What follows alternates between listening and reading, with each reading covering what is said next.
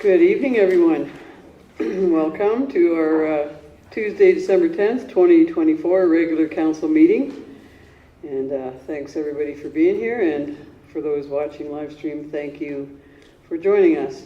And I'll call the meeting to order at 6 p.m.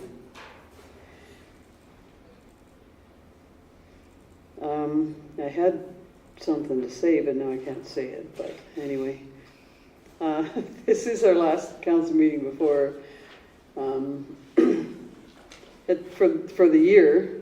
Our last council meeting for the year. We'll reconvene in January, so just so everybody's aware of that. And with that, I'll have adoption of the agenda as amended. We're going to have Deb Forehead go first, and our staff sergeant has graciously agreed to that bump in the order. Are there any other additions or deletions? So motion to accept the agenda as amended. Councillor Windsor? Thank you, Mayor Hunter. I will move that council accept the December 10th, 2024 agenda as amended. All right, I'll call the vote. All in favor? That's carried. I want to remind everybody, while Deb Forehead comes up to the speaker's desk, that CPKC holiday train will be here on Friday, and Disney loves the CPKC holiday train, so be there early. Train gets there at 3:45. Lots of great things happening. Welcome, Deb. Deb is here to discuss. I don't have the actually not any request, but Deb has submitted a delegation request to talk to council about the use of off-highway vehicles in town and in yards, and amendments to the responsible pet ownership bylaw. So, Deb, I give you the floor. Thank you, Mayor Hunter. Thank you all for having me here this evening. And thank you for hearing my concerns regarding these. The one about the, it's about poultry specifically, is actually a very, very short bit. It's something that I had talked to Luana about, and it's my immediate situation has been rectified, but so I'm just going to read what I've written here, because then I won't get lost. Initially, there were two topics I was going to discuss, but one of them has become information only, that being the crowing of poultry in town. There's a lot of information that can be found online explaining that, and get this, chickens, in the absence of roosters, can actually become alpha and will take on traits of rooster behavior, including crowing. So even though it did turn out there were roosters next door to me, it turns out that hens can actually start crowing. Excuse me. Given this information, it might be reasonable to expect those with in-town chicken coops be required to remove any crowing bird in their flocks. Because I've recorded on my phone, and seriously, I know it sounds ridiculous. I see grins and giggles going on over there, but seriously, they are super annoying, right? And I don't care what gender the poultry is. If it's crowing, it's a problem. So I leave it to you to review the information I provided you. There's lots of it online, so that you can make an informed decision regarding that. And that's the end of the poultry issue. The second topic is the use of off-road vehicles as recreation in yards of in-town properties. These vehicles are noisy and emit exhaust. This includes the smaller child-sized vehicles. On an acreage outside of town limits, it is perfectly acceptable that these can be used on one's own property. But in town, there is not enough space between residences for the use of these vehicles to not be, sorry, I had a glitch here.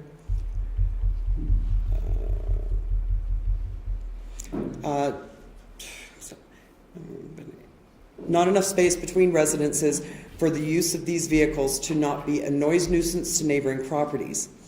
Not only do they disturb the human neighbors, but they also agitate the neighboring four-legged occupants. The existing bylaws regarding off-road vehicles do not address the use of them in yards. The noise bylaw is completely inadequate to address this, as it doesn't go into effect until late in the evening. During any month of the year, it is unfair that one residence is allowed to interfere with another's enjoyment of their property. So in that off-road vehicles, I'm including not just the ATVs, but also snowmobiles or any other kind of rideable off-road vehicle. It's not an acreage, it's an in-town property. Another aspect of this issue is fumes from the exhaust. They are also problematic as they drift from the property of origin into adjacent yards. For someone with respiratory and or cardiovascular diseases or disorders, the fumes can be significantly bothersome or dangerous. This can require the persons, or animals being caught in the drift of fumes to remove themselves from their own yards and go inside, and then to ensure all doors and windows are closed, which I actually have had to do, and then get my inhaler out. Given these negative, disturbing, and or medically risky side effects of the use of off-road vehicles in yards of in-town residential properties, I submit to you that there is a need for a bylaw that disallows their use. I hope that you will all give this very careful consideration, and ultimately a bylaw that addresses this fully. I thank you for your time. Thank you, Deb. Thank you. Questions? Councillor Bradley?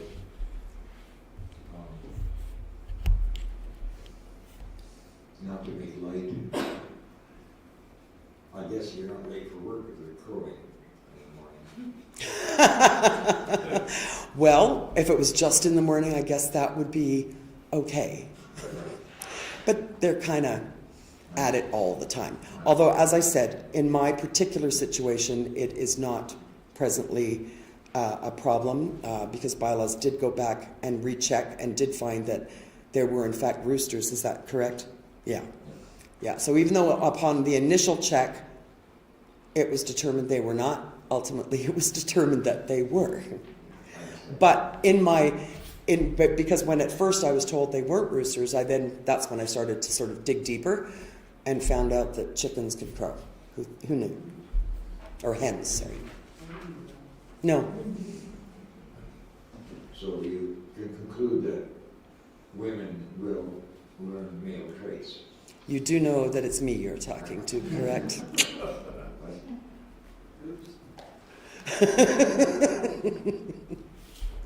Councillor Moore? Deputy Mayor? Councillor Windsor? Thank you, Mayor. So, yep, I'm through the chair, Mayor. I'm trying to kind of get this, so essentially, what you're looking at is probably for us to look at two different bylaws here to address the issues that you brought forward. Yes. Is that what you're trying to lead up Yes, to? yes. Okay. The priority for me is the off-road vehicle use, but certainly, I mean, I'm sure I'm not the only person who will be grateful for not having to deal with off-road vehicles running around and around in circles in a backyard, or a crowing hen, rooster, or any other fowl.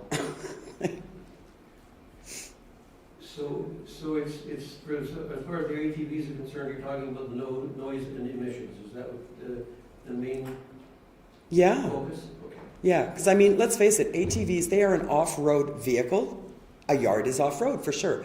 But in town, we're not an acreage. You want to go, if you are on an acreage, have at her. Go crazy. I'm fine with that. But when you're right on the other side of my fence, that's an issue. Okay, thank you.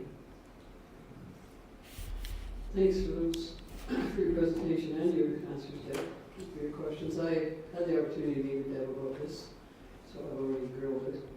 And she's answered my questions. I certainly didn't know that chickens could crow. But I know that if they do, they should be turfed Right. with the rooster, I say. Exactly. Because it's the only reason the roosters are turfed is because they crow. It's not because they're men. That's correct. So we do have a motion here that, we have thought there was a motion we were gonna send it to. Later. That's It's later. later I on. did read it. I know I did read it. It's I number just nine. read it for my, Number 9. yeah, I knew I read it, I just was looking at this one. You want me to make this motion? But yeah, and I don't think there's any other questions, but thanks for bringing that to our attention, and I think community standards are always worth looking at. And I know that actually there's some other ones on their agenda, you know, or on their docket to deal with the community standards, so. Okay. Looking at everything all at once is helpful, and we have a committee that will get sent to if the motion is approved later in the agenda, Okay. and we'll update you on where that's at. Well, thank you very much. And please, if you have any further questions regarding any of this, Luana has all my contact information, and please feel free to reach out to me, either email or phone call, and I'll be more than happy to answer any questions you have. Thanks again. Thank you very much. Really. Sure. I move the council accept the presentation from Deborah Forhead regarding the use of off-highway vehicles and amendments to the responsible pet ownership bylaw as information. Any other comments, questions? I'll call a vote. All in favor? That's carried. Oh.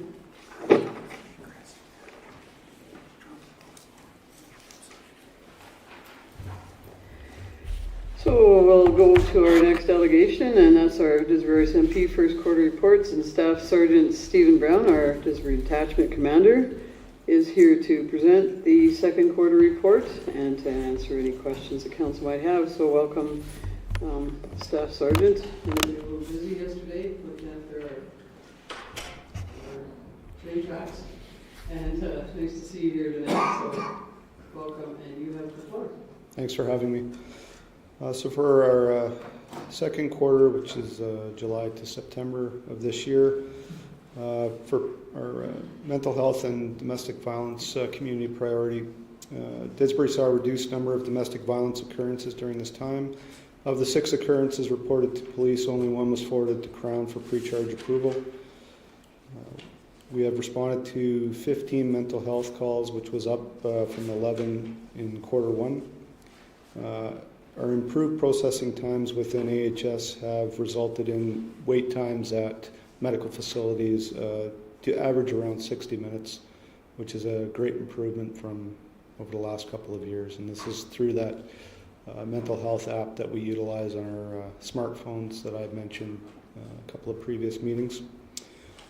For drug enforcement, September 9th, we conducted an investigation into trafficking cocaine within the town of Didsbury, which resulted in the execution of a search warrant at a residence. That suspect was known to us.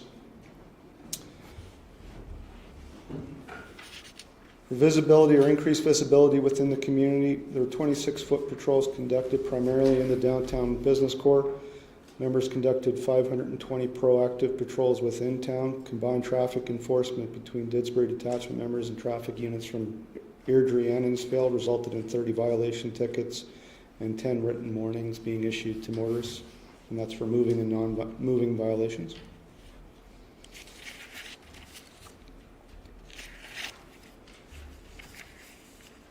For our community consultations, July 1st, the president of the Didsbury and District Historical Society attended the Didsbury Museum in dress uniform, volunteered, handing out ice cream and photo ops for at the museum's Canada Day event, which was attended by approximately 410 visitors, which was triple over the previous year. And that was done by Staff Sergeant Warren Wright of the Olds Detachment, who's an active member of the Historical Society in Didsbury. It was greatly appreciated. August 3rd, we attended the Days of Your Outdoor Living History Festival between the 3rd and the 4th. Members were scheduled to attend both days, be a visible presence during the event, ensuring safety of the participants, as well as ensuring traffic safety. August 17th, members attended and participated in the Elks Parade. Leading the procession, members also met with participants and community members after the parade concluded.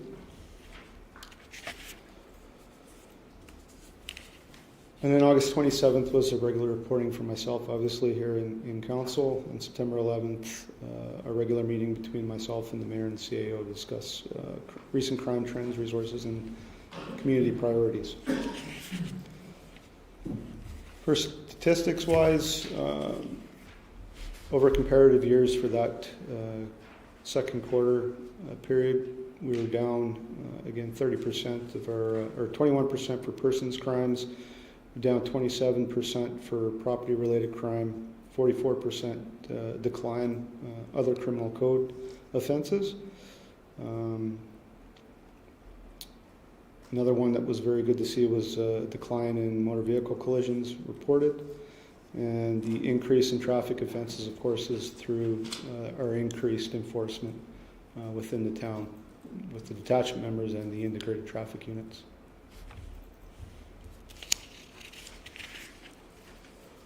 Resourcing-wise, in quarter two, we had 3 on-duty constables and 1 municipal employee.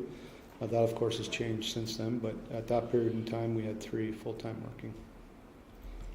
And that's the quarter two, which was slower than anticipated, but greatly appreciated. Any questions? Almost, Deputy Mayor. Questions or comments? No, I agree that it's nice to see the motor vehicle collisions down that much, and some of the violation, or the issue of the violations, hopefully for speed, up.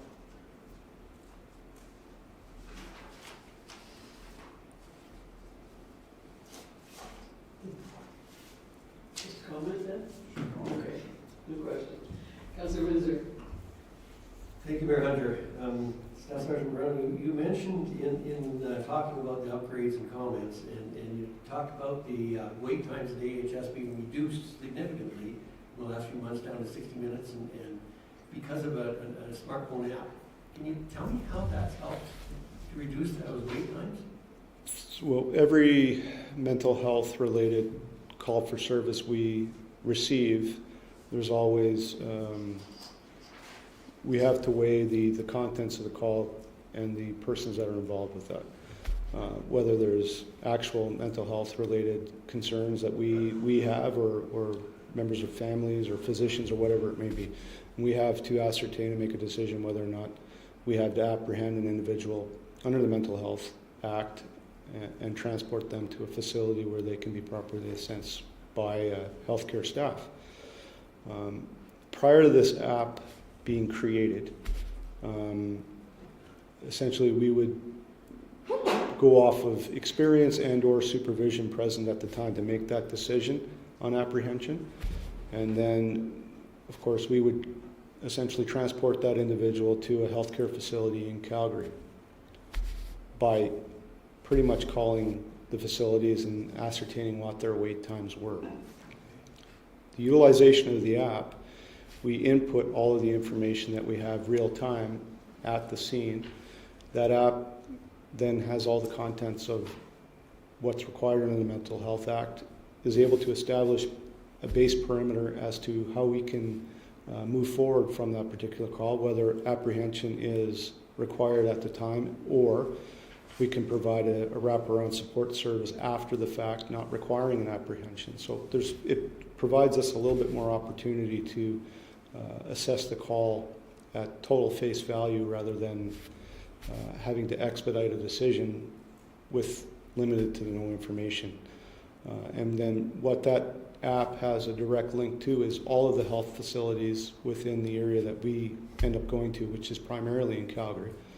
And that provides the member a real-time account of where those wait times are for each facility, so they can make an informed decision, okay, which one to go to, rather than wasting time having to go to each one to figure out what the wait times are. So that has greatly increased the downtime, or decreased the downtime that the member is at the facility before AHS is able to take that patient in.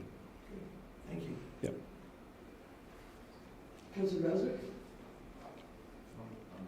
Councillor Moore? Just really happy to see the reduction in criminal code. I think it's probably good that we have the motor vehicle brought to the attention of people, because it has been an issue in the past. And I think that that will go down too once people understand that they're going to be found out when they do it, as it hasn't always been the case. So thank you. Those are really good reports. Glad to see them.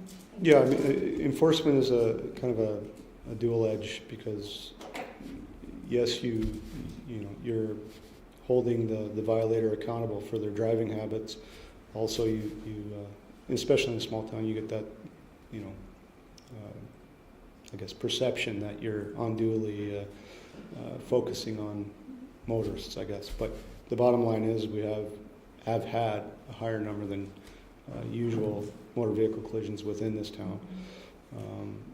I have received numerous complaints about whether it's speeding on 15th Ave, 23rd Street, people running stop signs, you name it. All those contribute to collisions. And that, again, has been a focus of mine since I've been here. And it's information that I've relayed to not only the members that are at Pittsburgh Detachment, but also the traffic unit. So when they come here, they're not just driving around looking for stuff. They're specifically looking for violations, which we know are all too common within town. So that's where that enforcement focuses on. And I mean, through the reduction in motor vehicle collisions, it seems to be having somewhat of an effect. So.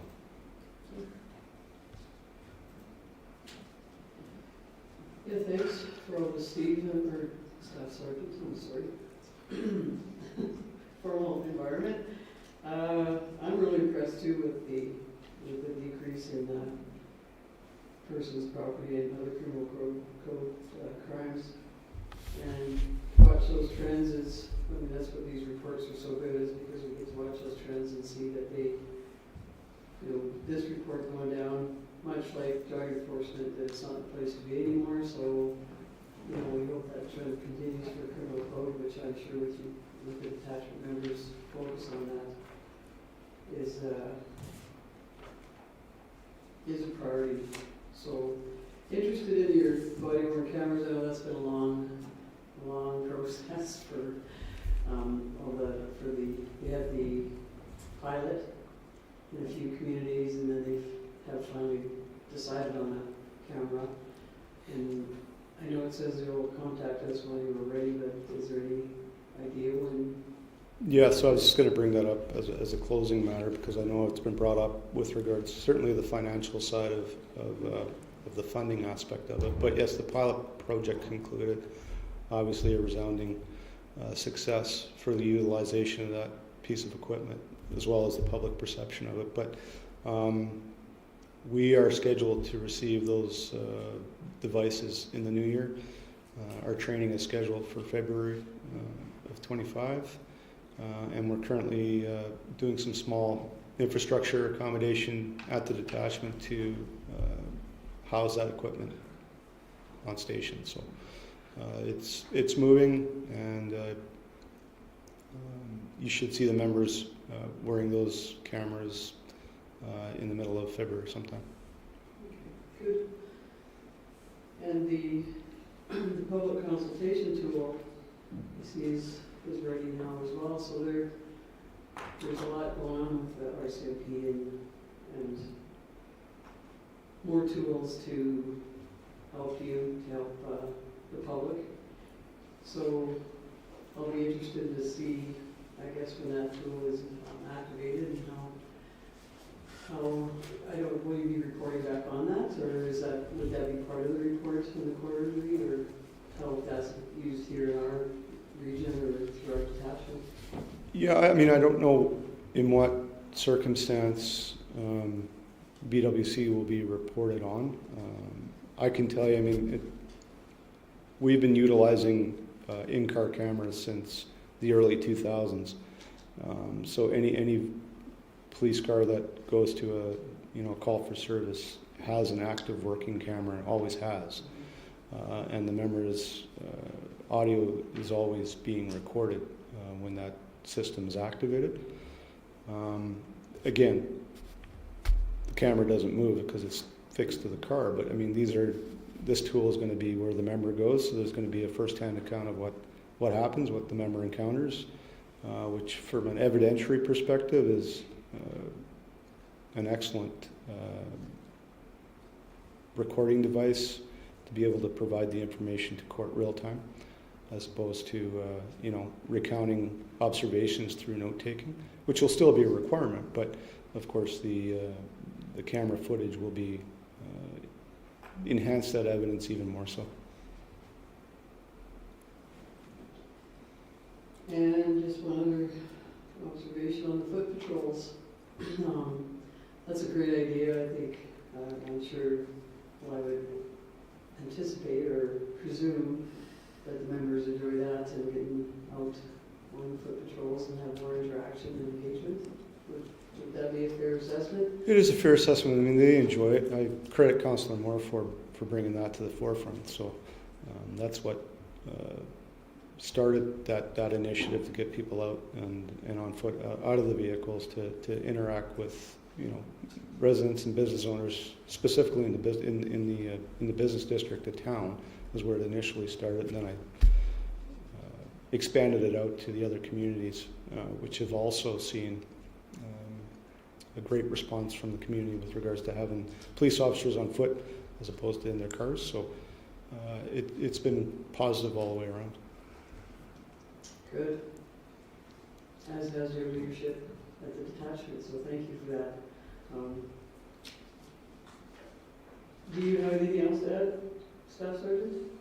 No, that's it. Does anybody else have any final comments? Well, then we thank you for bringing us a great report and certainly positive news and good summary of what's going on with our detachment in, well, at least until the end of July, or September, I'm sorry, July to September. And we always look forward to the next report. So thanks so much, Staff Sergeant, and we'll be in touch. Have another chat. Thank you. And Merry Christmas from council. Thanks for all you do again for our community and to the members for all you do for our community. I'll relay that, and Merry Christmas to you all. Yeah.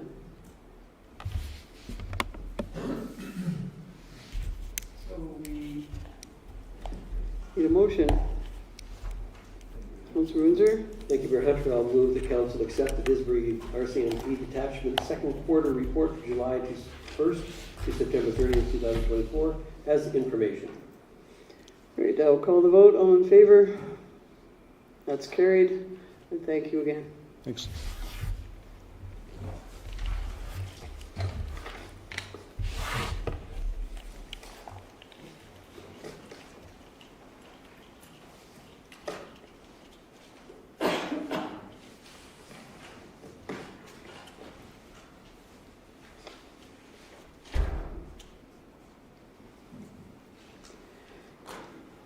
All right, we have item 4, the adoption of the November 26, 2024 meeting minutes. Councilor Moore? I'll move that the minutes of the November 26, 2024 regular council meeting be adopted as presented. Questions or comments? Councilor Moore? Councilor Baswick? Councilor Windsor? Deputy Mayor? We'll call the vote then. All in favor? That's carried.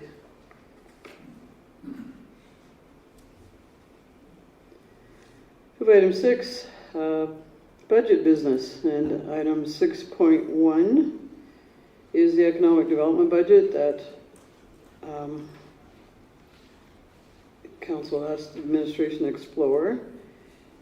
And I think because it's a motion at council's discretion, is there anything, Ethan, that the administration would like to speak to in this? No, nothing to add, Your Worship. Okay. And start with Deputy Mayor then. Any comments or questions on this? I'd like to make a motion. Okay. So I move the council increase the economic development advertising budget by $20,000.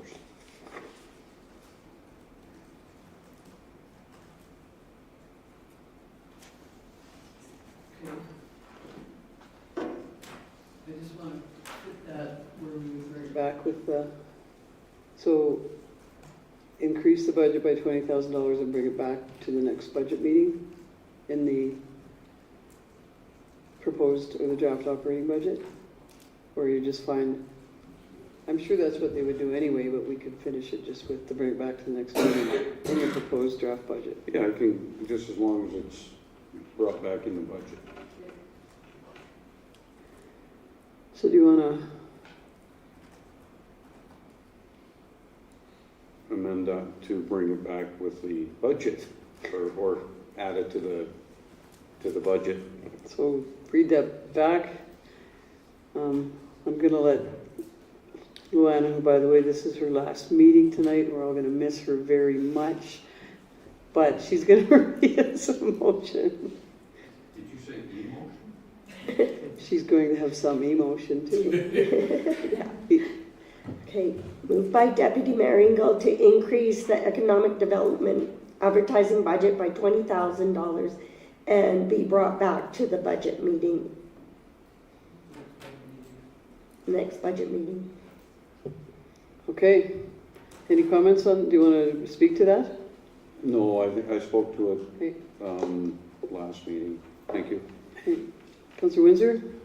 Thank you, Mayor Hunter. I'm willing to look at anything that is requested as far as information, so I'm in support of this motion. Okay. Councillor Baswick? I'm good with what we have, thank you. Nothing more to add? Okay, so I can support that coming back as a look at the budget and how it fits. So I will call the vote to bring back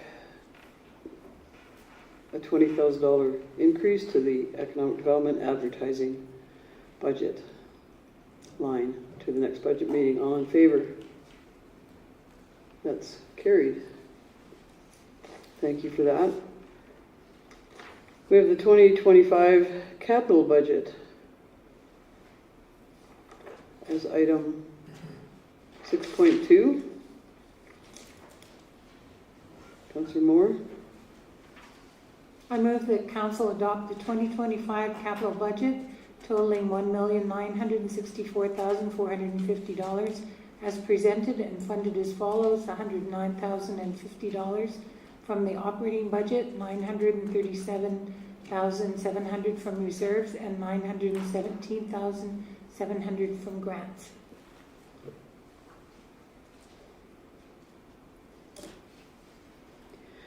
Would you like to speak to that? No, thank you. Councillor Baswick? I'm good, thank you. Councillor Windsor? Yes, thank you, Mayor Hunter. I just am very appreciative of the fact that we have the funding for that new GRAV vehicle that's included in the RFD, and I really appreciate seeing that there with how it's going to affect the reserves. So that's the only comment I have. Thank you. Okay. And I have no comments at this time. My questions are answered as well, so did you want to speak?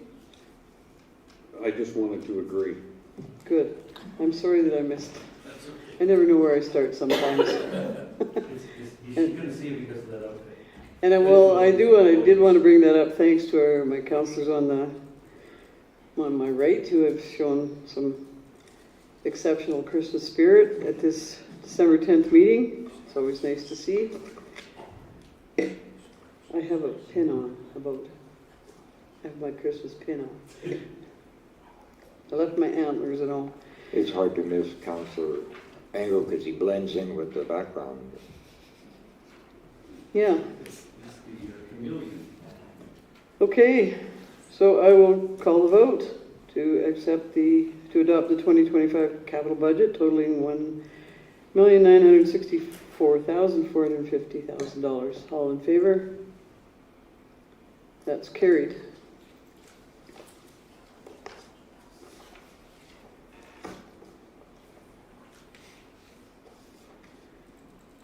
We have item 6.3, the draft 2025 operating budget reduction options.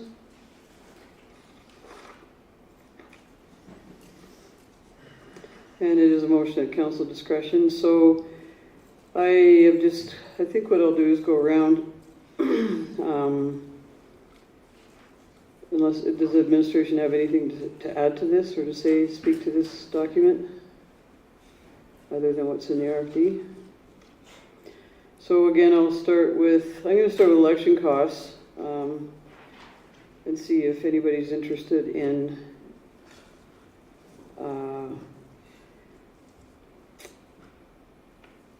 pulling that from the reserve rather than the operating budget. Just keeping it in the operating budget as an expense or transferring it from reserves. So I'll start with Deputy Mayor. Are you interested in that?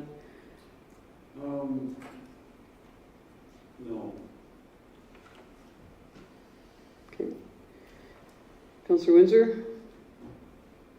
Thank you, Mayor Hunter. The reserves are essentially our future, and so I'm not interested in subsidizing the revenue from tax through reserves. So no, I'm not interested in that. Thank you. Okay. Councillor Baswick? Thank you, Mayor. I'm also not interested in doing that. Councillor Moore? Thank you, and no. Okay. Yeah, I wouldn't be in favor of using our reserves for that either. So let's start again then with municipal policing contract costs. Savings of $30,000. It's fully funded currently and not projected to be fully staffed. I think I did ask the question last meeting. I think we've been 1 year been fully staffed or fully funded to use all that money. So I'll start with Councillor Windsor. Thank you, Mayor Hunter. I think this makes perfect sense. As you say, we haven't fully funded this for a number of years, well, 1 year in the last while, but it seems to me that since we're down to 3 members in our second quarter, it would be reasonable to expect that we're going to be under the full complement that we're expected to pay. So I can support this. Okay. Councillor Baswick? The only issue I have, if we do not have the complement full, I don't see why we should fund something that's not there. So that's kind of my position. Yeah. No. So you're not in favor of that? I guess why I'm in favor of not funding absentee members. Yeah. Okay. Councillor Moore? Thank you. We are required to pay for 4 positions if we have some left over at the end of the year. I think that's the time to allocate it, not to predict that we are going to have not have 4 positions the next year. So I think it's inappropriate to assume that. So I would say no. Deputy Mayor?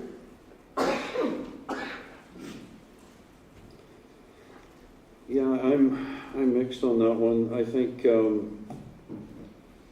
what Councillor Windsor said is probably pretty accurate. I don't know that we've ever completely funded it because we've been short a complement. So that is one that I can probably support, but it's with some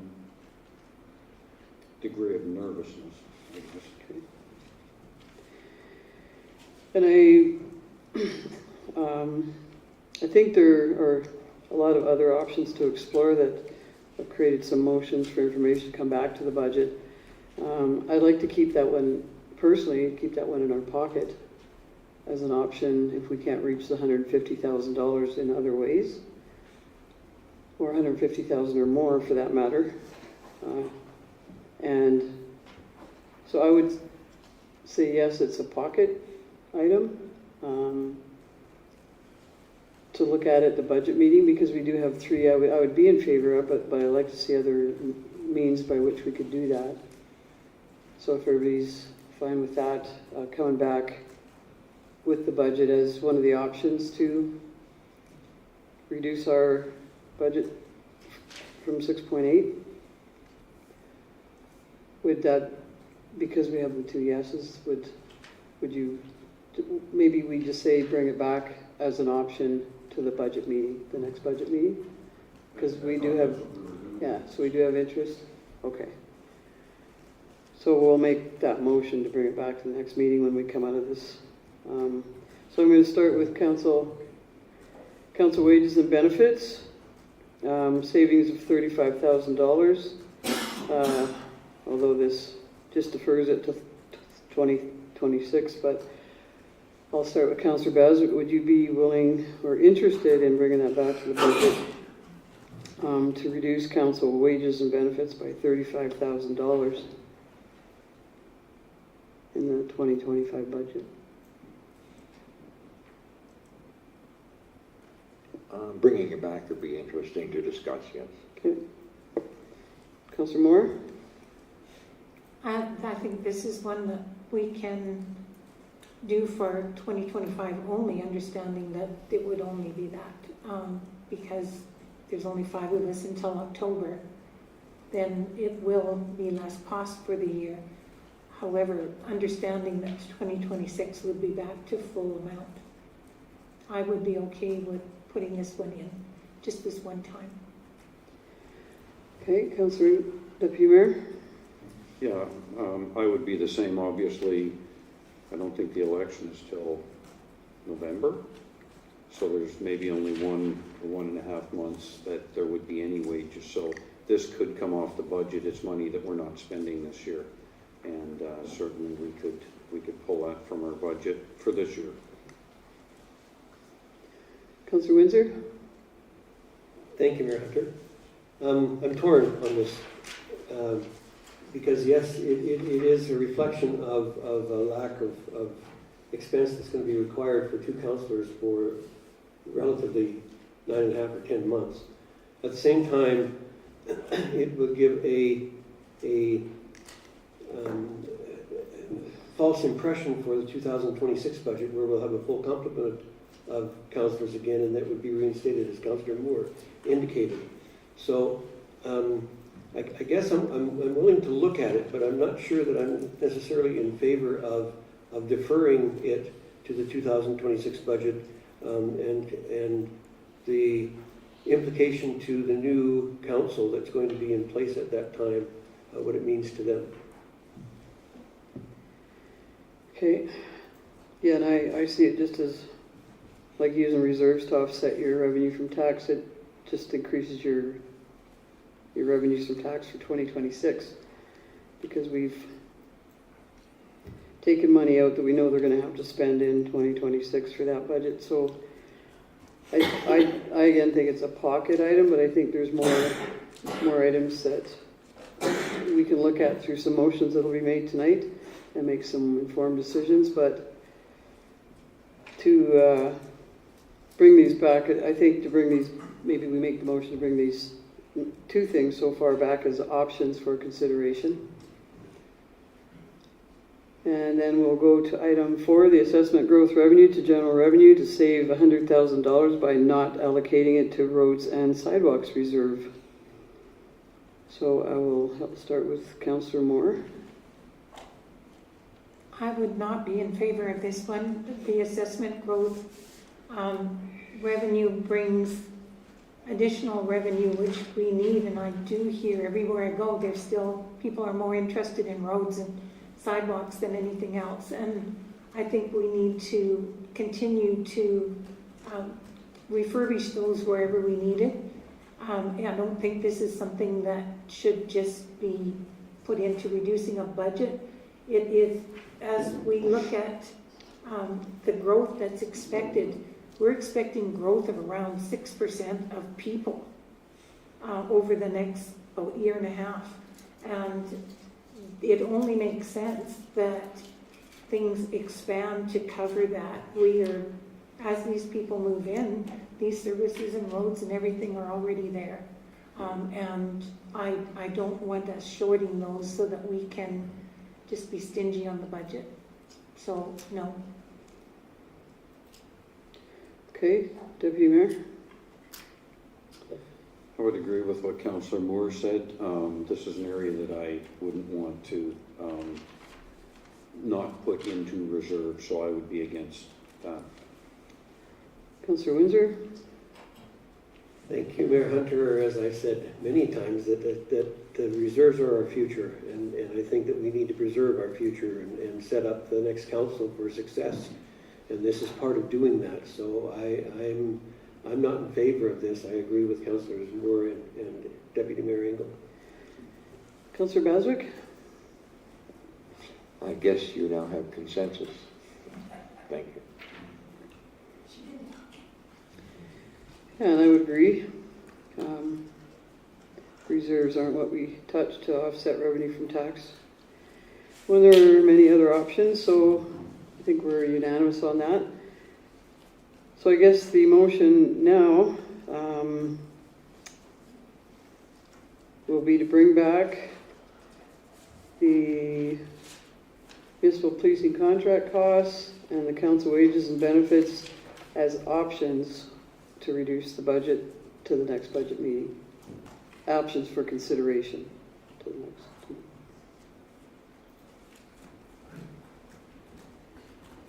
Thank you, Mayor Hunter. I'd be happy to make that motion. Did you get the wording of that, Lou? Anna? Are you doing okay, Luana? Everything's good over there? I had typed two separate motions, so I'm combining it into one.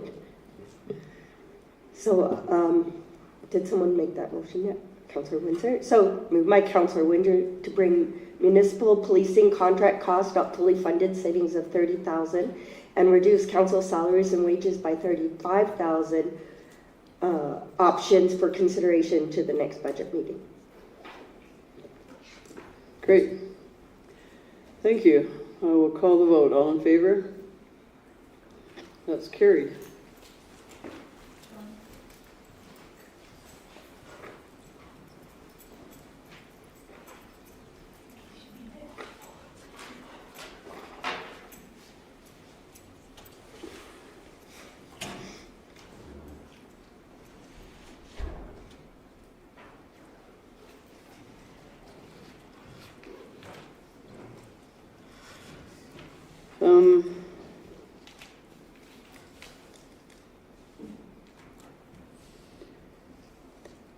So with that then, that motion, I'm going to just carry on the conversation about this operating budget options, because this is where it fits.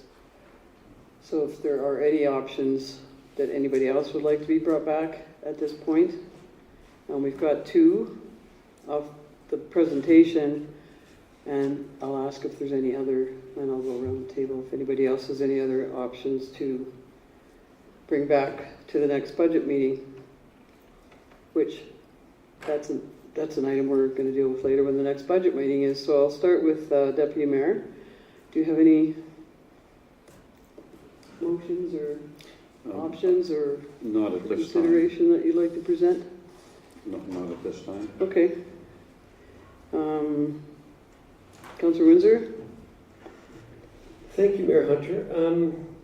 I was doing a little bit of looking around and at what the projection is for the inflation rate for 2025, and I realize it's just a projection, and that isn't reality, but it's under 3%, it's actually just over 2% for 2025. So what I'd like to propose and have council consider bringing back some other options for COLA.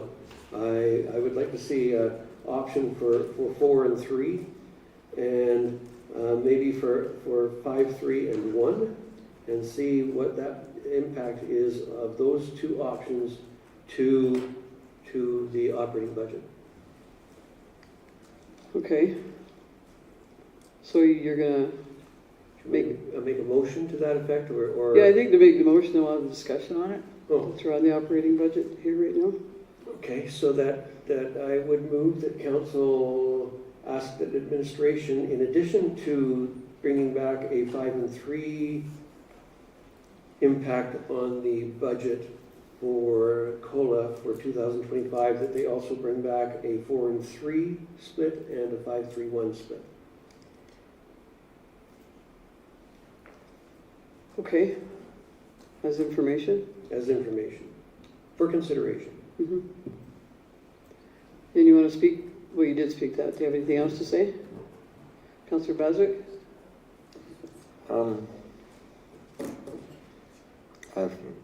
No. My first things are, we've already been presented with a 5% COLA, and that's what I'm going to stay with. Sorry. Okay. Councillor Moore? Nothing more to say. Deputy Mayor? The 4-3 I would look at. 5-3-1, I don't think reducing the one just isn't a big enough impact.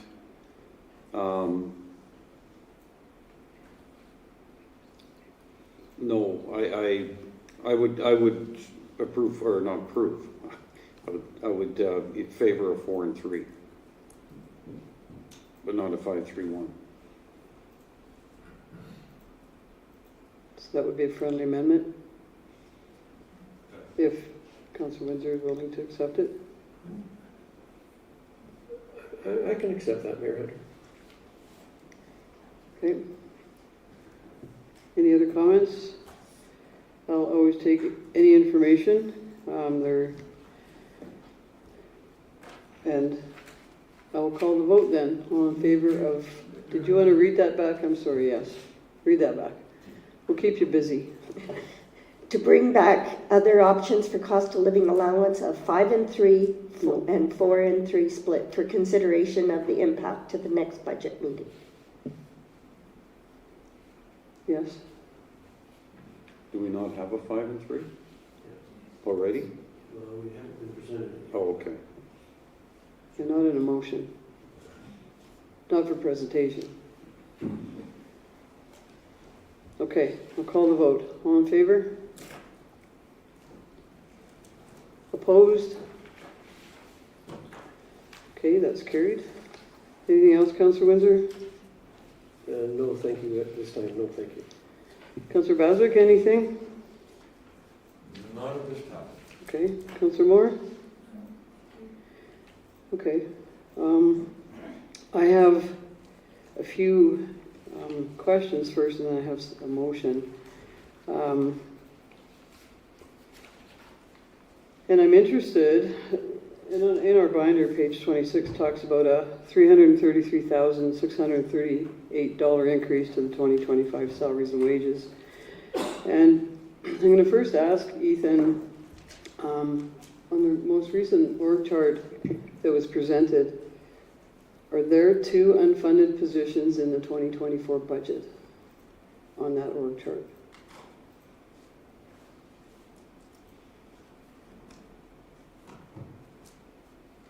Are there, thank you for the questions to help me understand. Are there 2 unfunded positions in the current budget? Yeah, like in the 2024, the Parks League Parks Lead wasn't funded, and the Community Relations wasn't funded, from my understanding of our budget discussion. Just. Yeah, no, so to answer your question, no, just the Parks League wasn't funded in 2024, the other one was. Okay. And when we discussed the fire chief ad and the fire chief, and I brought this up at the last meeting, I think, you know, the discussion was we wouldn't have much of an impact, and I'm interested in understanding what the fire chief position is adding to the $333,000. And so with that, you know, the wage, there must be a wage range as well, but I would think that would come along with grids when those are discussed at some point. And are there any other new positions being funded out of this $333,000? Other than the fire chief as a new position?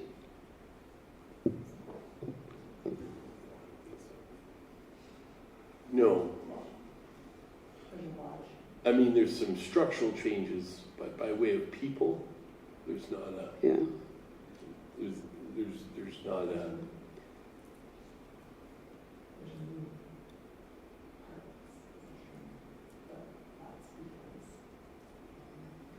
yeah, maybe.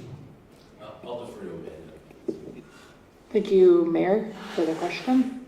So to help answer your question, there is a new seasonal parks position, but that is because one of the arena positions went to seasonal. They replaced it was a full-time arena position. In 2024, we had a vacancy, and that was looked at differently. So it was filled with a seasonal position, because what had been happening previously is that the arena worker would go over to parks for the summer, but now it's just a seasonal position at the arena, ends in around April, and then the seasonal parks position would come on around May and go till September. So those two things kind of outweigh each other.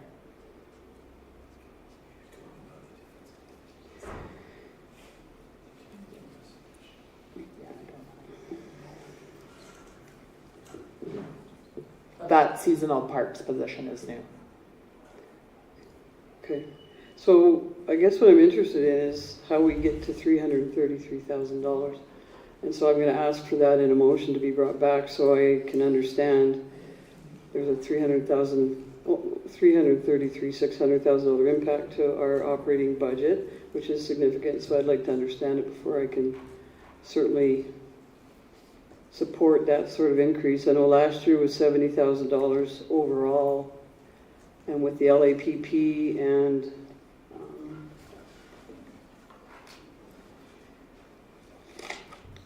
LAPP and EE benefits that went down, it netted out to just under 50, but the salaries and wages were still up. And I'm just through all our discussions, I've just understood, one of the staffs are retiring, and then some positions have been shifted, and then there's COLA, and then there's wage adjustments according to the meeting we had for the budget presentation. So I'm going to make a motion. Does anybody else have any questions right now? Deputy Mayor, Councillor Windsor, Councillor Moore. So my motion will be, and I printed it off too, but that council direct administration to bring back to the next budget meeting the summary of the proposed increase of $333,638 to the 2025 draft budget, to include any decrease to the 2024 salaries and wages. So if we lost a position and then we sorted it all out to be distributed other places, that's what that means. Any decrease to the 2024 salaries and wages, the proposed COLA amount, and so I guess now there'd be two different numbers in there, different scenarios. The amount of proposed wage adjustments, the amount of proposed unfunded positions being refunded, not as given yet. The amount of the fire chief position and any other funding for salaries and wages that was part of the proposed increase of $333,638. Questions, Councillor Windsor? Councillor Bazook? Councillor Moore? Yes. Go ahead. Now, I understand that we've had it in our agendas a number of times. I believe it was Councillor Baswick that made a motion some months ago that we should ensure that our staff is being paid to the 60 percentile as they were supposed to be. And from what I understand, that some of those adjustments, they're not proposed, they were already done. And so that would be reflected in the amount that we're looking at going forward. And so I'm thinking that that's not going to be part of what this motion covers. So I would like to maybe have a little background on that, if there's something that could be helpful to us now. Well, if that's a whole other topic, so if you want to make a different motion on that, that's fine. Because this is new $333,000, so it's relative to all those items that make up $333,000 because this budget hasn't been passed yet. So that is a motion to ask for that information about the proposal of that increase. So if you're asking about something that's been funded already, that isn't approved in our budget, because this is a new budget we're talking about. I know it is, and I would like to have the information, if you don't mind. It is information that would be carried forward into this budget because they are increases that we authorized during last year, but would have to be carried forward into this year. And so I would just like to have the information before I vote on this, if you don't mind. I think they're two different things. So I think what you do is make the motion about what roles, what positions were funded last year as a separate motion. Because I'm asking for this as new funds in our budget. Yes, I know you are. Because I also covered it. And I'm asking for information, and my opinion is that it is on topic, and I would like the answer, please. And I disagree that it's on topic, because any other funding for salaries and wages that was part of the proposed increase of $333,000, 638, is a proposal in an unapproved budget at this point. So if they're approved, they would have been approved in 2024 budget. I understand that's your opinion. I have a different one. I would like the answer, please. And I'll ask you to make the motion then, after this motion has been voted on, to ask for information on the funded positions. I would like to know right now. I'm not going to accept it. It's off topic, Councillor Moore. It's not relative to my motion. Because I'm asking for what makes up the $333,638 in the unapproved budget. So that's what I'm asking for. And I think, by all means, make that motion when I'm done as to what you're after for that information. And then council can vote on that as well, if there were funded positions from last year. Deputy Mayor? You've got me confused. So, I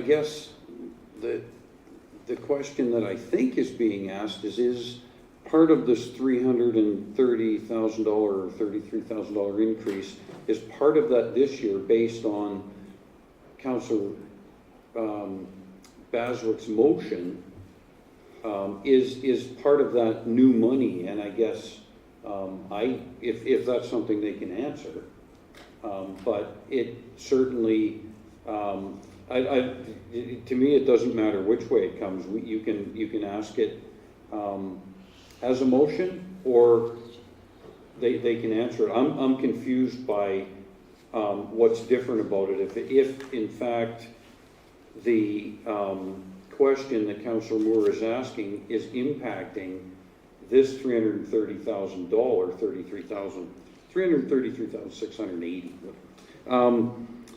then it is relevant. But I don't know that if it's impacting it. And that is what you're wanting to know, is what is creating $333,000. Am I asking the question the right way? Like, I'm trying to understand.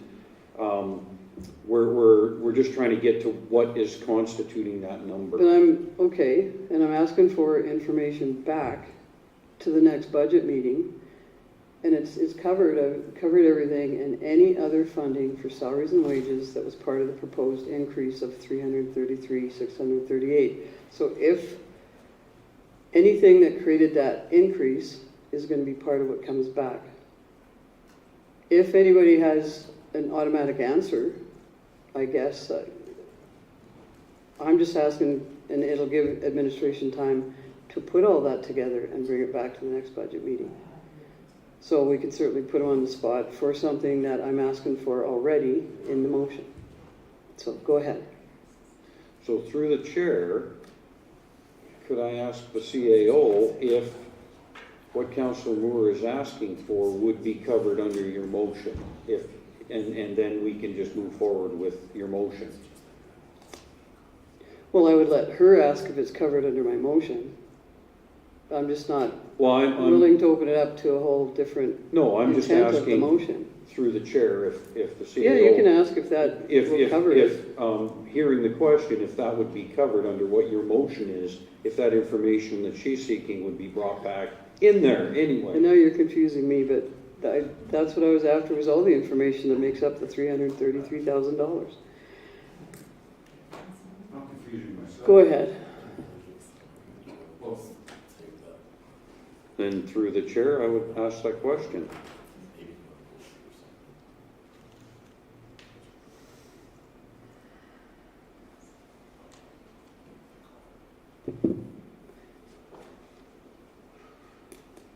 Yeah, so definitely that would be part of, that's included as part of what created that increase, is the increases that were brought about.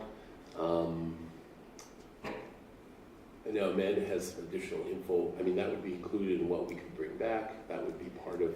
Well, I think that is what I'm after, to give you the time to put that all together so we understand the $333,000. Yeah, so increase. that is part of what's made And up. if there's the a different increase, motion- and it would be included in that information.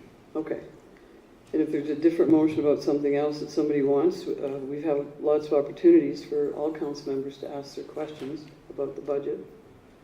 Are you okay with that? Well, Deputy Mayor, I can call the vote, and then if there's another motion, I think that's fair, that if Councillor Moore wants to ask another question, then that's what we're here for. And I crafted this so it would cover everything and anything that created that increase. And if anybody other comments on this then? Councillor Beswick? Thank you, Mayor Hunter. From my understanding, I think the response from the CAO says that the information you'll bring back will satisfy both your motion and Councillor Moore's request for information. So it'll be covered in this motion. That's what I get out of it. Thank you. Okay, thanks everyone. I'll give you the motion, but do you want me to read it again? Anyone? Yes, please. Okay. That council direct administration to bring back to the next budget meeting a summary of the proposed increase of $333,638 to the 2025 draft budget, to include any decrease to the 2024 salaries and wages, and that's loss of positions or whatever.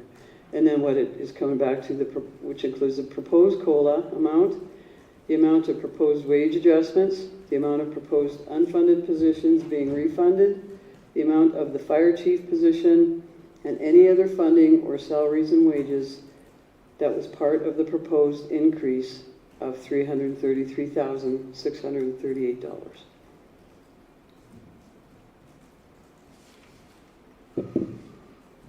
Okay. So just a clarification, any decrease, is that, Well, if 2024 saw the loss of 3 positions, that would have brought it down to something. And then in 2025, we have it up to 333,000 more. So it's really how we got to that number. And I think, one of the things is retirement. So did that decrease, would that have decreased our 2025 budget? And now we have 333,000 more.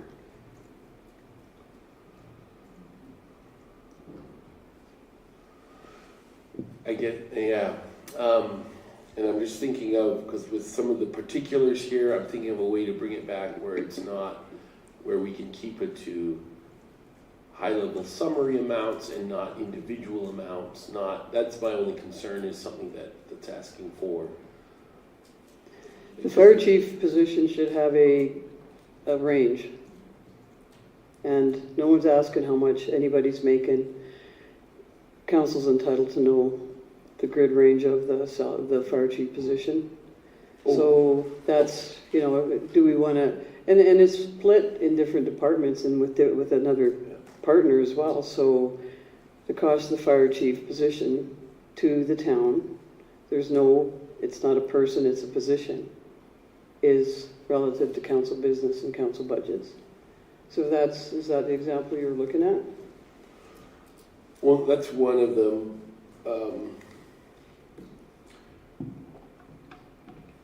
I guess, yeah, we can adapt it. We'll adapt it in a way that we're comfortable putting on the. We can, but I mean, my take is that just a breakdown of what that 333,000 is basically approximately made up of. What I'm. The motion's very specific. Yeah, as to what we're asking, and it's things that councils can ask and know.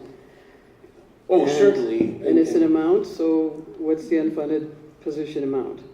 And that's a position. We're not asking for people, references to people, we're asking for position.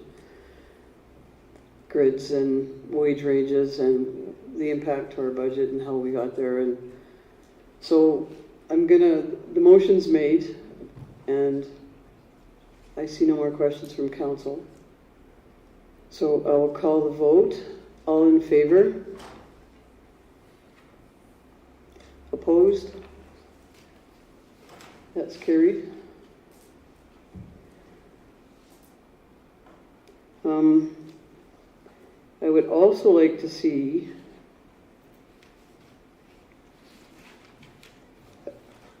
just to the next, well, I'm going to ask that at the next, I'll ask that during the budget meeting when we set the date or when we discuss that, because I think that's part of, actually it's not. I think the line-by-line budget by department is outdated into October. So when we set our next budget meeting, I'd appreciate the council has the updated line-by-line budget by department provided.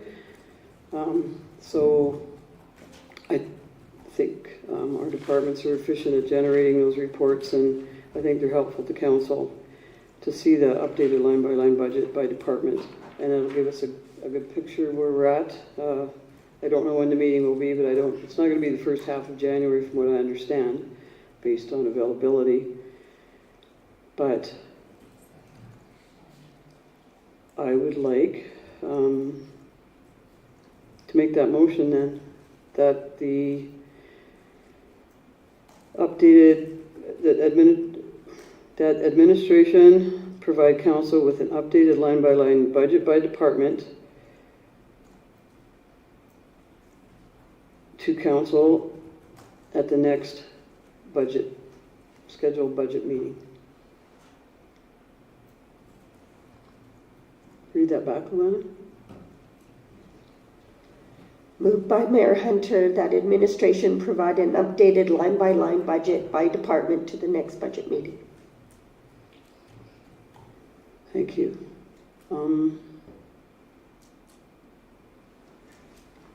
Thanks. Any comments, Deputy Mayor?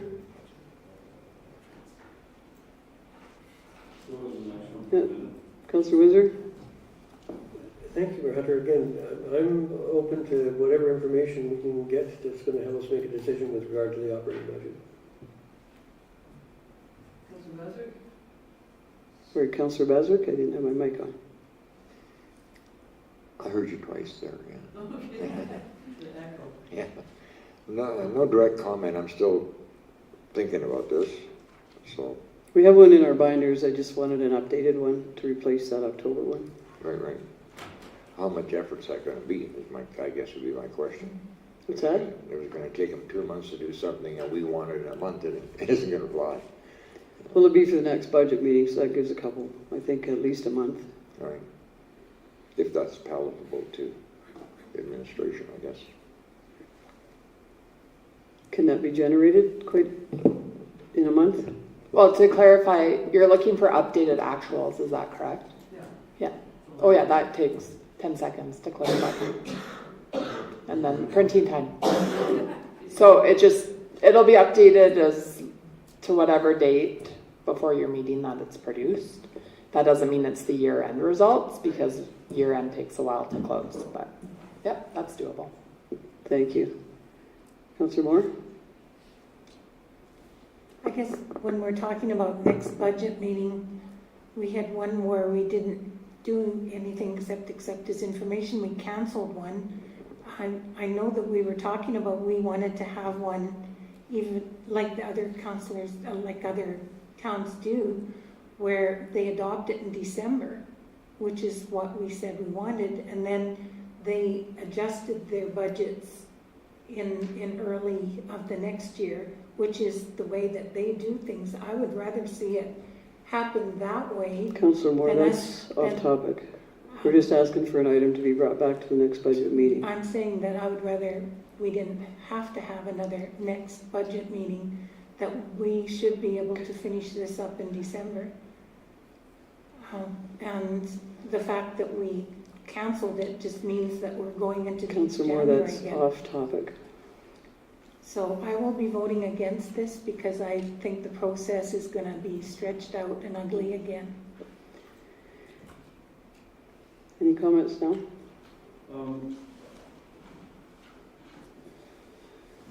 No, I'm okay with the current ones, but if it's that easy to produce, then I would not be against someone requesting it. Okay. Did I have you read that back already? Okay. Does anybody want to read it back again? Call the vote. All in favor? Opposed? That's carried.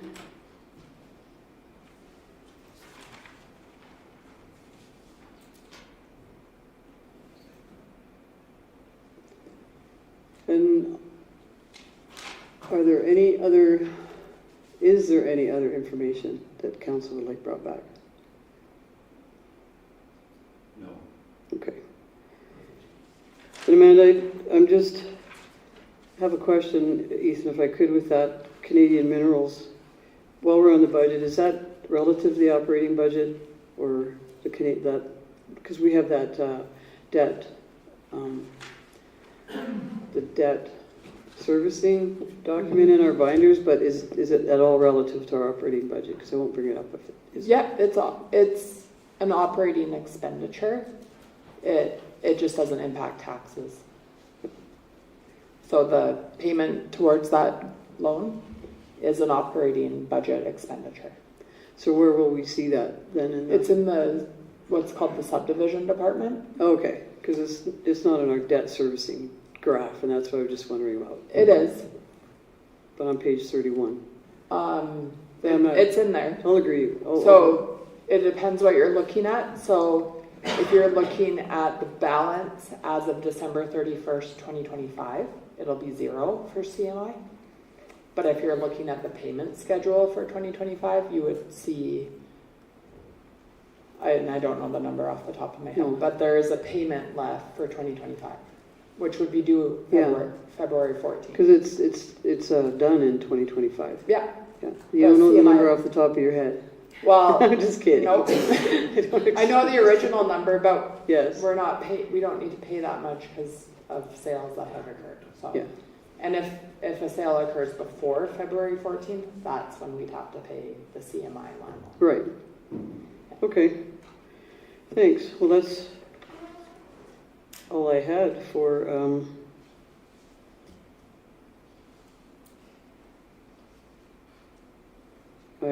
I'm sorry, I have one more. Councillor Bazak mentioned it earlier, and I'm just looking through the operating budget. There's some references to, and I'm just asking all these because we're going to set another budget meeting, and our intent is always to. So So page 17. There are just some references to inflationary costs of supplies and general supplies and whatnot. So I'm wondering, because the inflation rate is drastic, it's saying it's decreasing and it's projected to only be 2.2% next year. So what numbers were used for inflationary costs? Because there's references there in 17 and 18 about inflation. So are we using like 3% to be healthy above 2.2, or was another inflation rate used? Well, thank you for the question. It really depends on either the service or the good. So when you look at inflation impacting a municipality, it's not the same as a general household.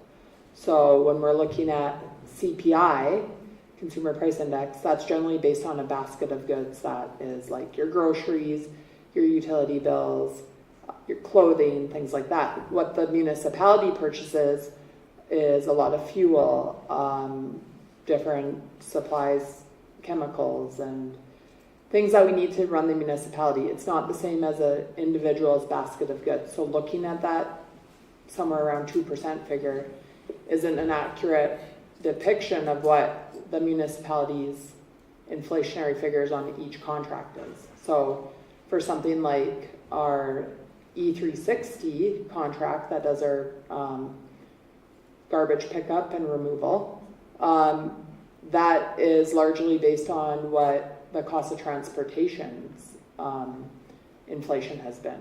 So looking at the price of diesel and other factors going into transportation. So we take that into account, and sometimes we're also contracted into inflationary increases depending on how we've negotiated the contract. So it varies. We typically don't blanket increase every account for inflation. We're looking at each account, figuring out what are the services we're paying for. Okay, what do the contracts say about inflation? Or if we don't know, then that's when we might go back to CPI as an indicator. Okay, thank you for that. I appreciate that answer. And so I'm just going to say page 17, 18. There was under repairs and maintenance, the roads maintenance budget has been increased by $15,000 to maintain a similar amount of routine road work in 2025, such as, so is that $15,000 would be to maintain the same that we did in 2024, it's going to cost us $15,000 more just to do the same work. Is that what that means? Yes. There wouldn't be like extra projects as far as I know. That's kind of the similar number of potholes being completed. So that line is really like the supplies for our road crews to be doing potholing, crack sealing, line painting. So it's buying the paint, it's buying the asphalt and tar, and what are your other supplies? You know it. Those things. Yeah, but that 15,000 is inflation for all this product. Essentially, Yeah. Okay. Thank you. So we have some motions on the budget, and we have, that could be a wrap on the operating budget for discussion and motions, unless anybody has anything else to bring forward. I don't see any hands. So we now have the item 6.4, 2025 interim operating budget.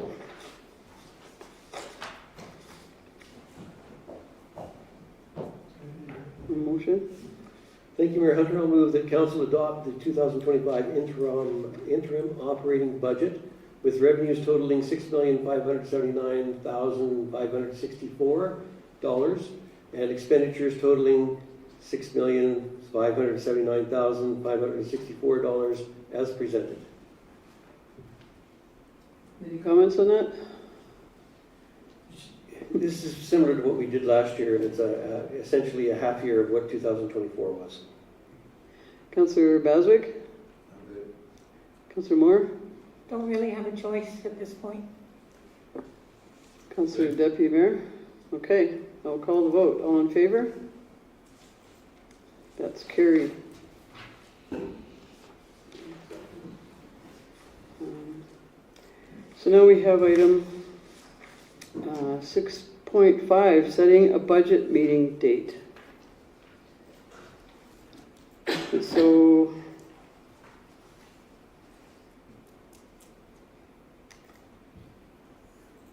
would you like to make that motion? It's up on the screen too.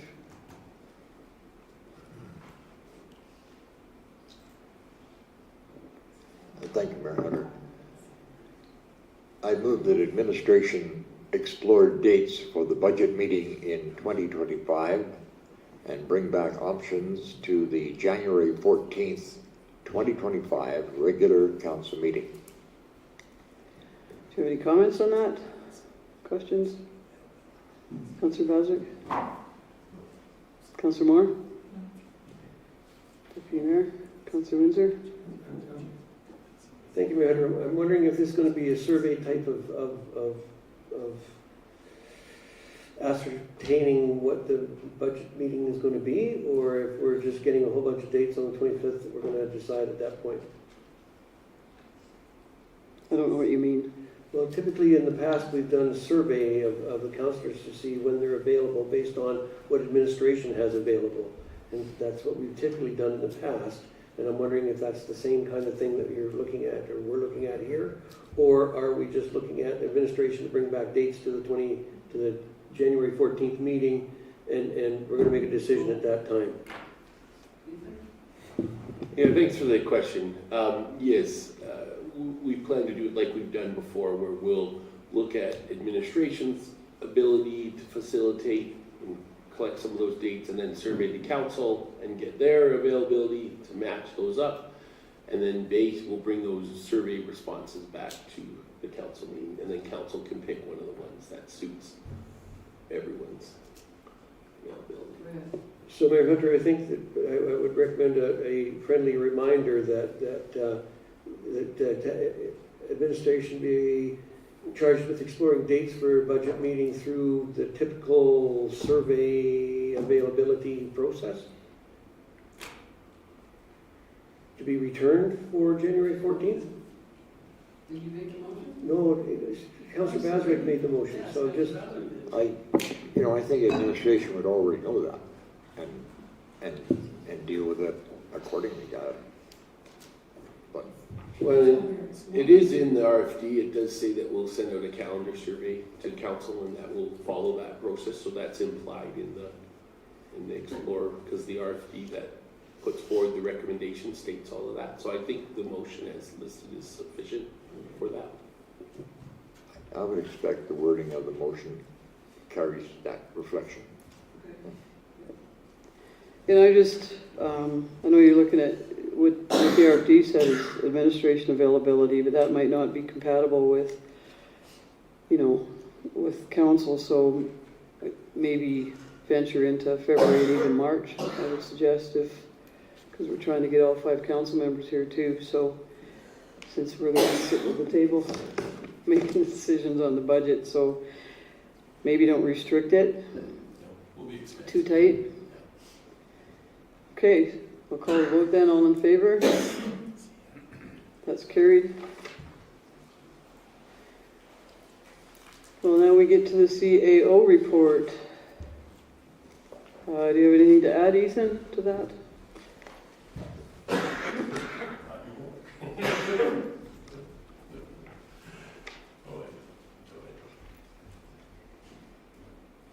Okay, Deputy Mayor, any comments on the CAO report? Yep, I would comment on the lagoon project update. Even with the additional work, this project came in under budget, and that's nice to see. And thank you for the update on the progress of the East Reservoir. Those are 2 projects that have been near and dear to us, so thank you. Councilor Windsor? No comments. Mayor Hunter, thank you. Councilor Beswick? Thank you, Mayor Hunter. I just, I'm enthused by what's been happening the last few years with administrations leading the charge on the progress that we're seeing in our community, and that will, boy, this spring's gonna be gangbusters with, if you can find enough shovels by the looks of things, to keep things going. It's, so I'm totally enthused. Thank you. Councilor Moore? Yes, mine is on sewage lagoons as well. I'm really disappointed to hear that the amount of clay and even boulders were dumped in our sewage lagoon. I think that's a lesson to us to never allow that kind of access ever again. That is a cost that we should not have had to assume, and that they came in under budget despite the extra work that they had to do to take all of that clay and boulders out of there is remarkable, and I really thank them for that. And I think maybe the people that were using this sewage lagoon before should understand why they shouldn't ever be able to do it again.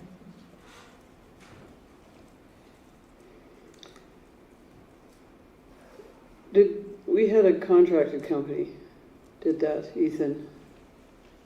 Like, was it a company from our region, or do they specialize in this work, or do we know? Thanks for the question, Your Worship. I'll defer to Adam on that. Yeah, thank you for the question. And yes, the company that was hired, this is what they specialize in, is lagoon dredging. Okay. And are they regional, or do you have to go far and wide for Don't them? quote me on it, but I do believe they're Southern California. Okay. And because you said we're under budget, do we know how much? Is there a number on that? From our CFO or the maybe Adam's opening his book. So I'm interested in that. I'm always happy with under budget items.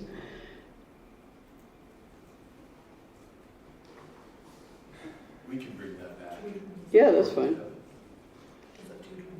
Yeah. Very close to that. I'll defer to Amanda. Sorry, I do believe the number was, well,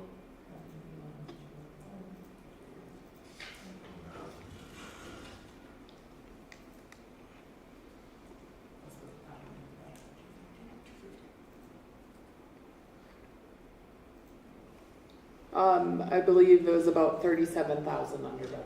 So they spent 212,000. Nice. Great. Appreciate that. And Nicole's not here, but her, the Communities in Bloom report, wonderful again. And I recognize these buildings because I went and looked at them last night. And we got an excellent tour. And I can't say enough about, we could start offering these for a revenue generator, these tours from our planning and development department, because they're very thorough and an excellent tour we had last night. So thanks again for that, Leanne. So, having no more comments, no more hands up. Can someone make that motion, Deputy Mayor? I move that council accept the CAO report as information. And I would like to say too that our planner, the sidekicks together do, we appreciate all that you're doing. So Tracy sits through our meetings to be enlightened and pumped about what's going on, just like we look to them to be enlightened and pumped. So I'll call the vote on that motion. All in favor?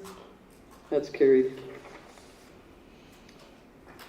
We move into bylaws, item 8. Bylaw 2024-11, council procedural bylaw, and that would be your, do you have any highlights or supplementary information, Deputy Mayor, as the chair of the PGC? Well, first I'm going to apologize because I think I have several of these in a row, so you may get tired of hearing from me. But on bylaw 2024-11, since the second reading, the committee made the following changes to the bylaw, which you can see highlighted on here. The addition of section 24 to clarify the engagement of council members, the adjustment to section 37, add a new 37.1, 37.2 to integrate the deputy mayor or alternate into the regular meetings between the mayor and CAO for review of regular council meeting agendas, and the addition of a heading between sections 41 and 42 titled Notice of Motion to Improve Readability. These changes made between the second and third readings are noted in red and are attached to the bylaw. And I'm going to, I think, before we go to third reading or motion of that, I'll wait to see if there's anything that council has detected that they would like to speak about. Councillor Moore? Thank you. The changes that are listed are all good ones, and I appreciate them. There is one inconsistency, though, and I know that they're very careful to guard against those normally. In number 16, which is basically the same instance as number 28, is the appropriate governance safeguard is not added as it was in 28.3. It should also be added under 16, since it is the same issue or the same event. So if that inconsistency could be cleared up, I do appreciate all the other changes, and it's starting to look really good. Thank you. Do you guys want to speak to that? Yeah, can you read that to me? Yes, in 16, all virtual attendees of every meeting must remain in stationary quiet setting which commands their attention. Any participant deemed by the chair to be participating in an improper or disruptive manner may be removed. And then in 28, like, it doesn't say how you, it is the chair alone that does that, whereas in 28, it's when you get down to 28.3, members who persist in being disruptive and disrespectful to the chair's ability to keep order will be asked to leave the meeting. If the member in question refuses to leave the meeting upon request, council may make a motion or request the council member leaving, call a request, or adjourn the meeting. So in all cases, there is appeal to council when there is a ruling. And I think that although it's addressed well in 28, it is not addressed at all in 16.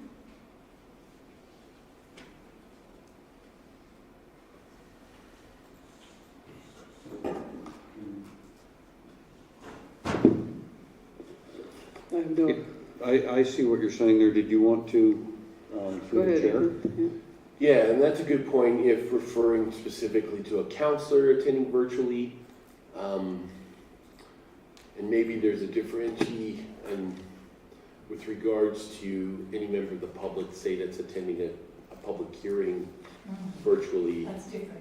That where this wording would be appropriate, I agree. If it's specifically referring, if it's in reference to a counselor, then it should follow the same clauses that we have down further. And so maybe there needs to be a little bit of delineation here with regards to members of the public versus a member of council. Can I be done tonight? Instead of taking another month? We could, Go ahead. Thank you, Mayor Hunter. Item 28 falls under the hiding title that is the meeting decorum, whereas the 16 is under the meeting by electronic means. It's two different kind of things here. This one in the electronic means to remove a disruptive individual, you simply have the moderator turn off. Whereas the other one would probably be more appropriate for in-person meetings and wouldn't be applied to by electronic means. So I don't think that I think that there is already a differentiation Cindy, by the category where it falls under?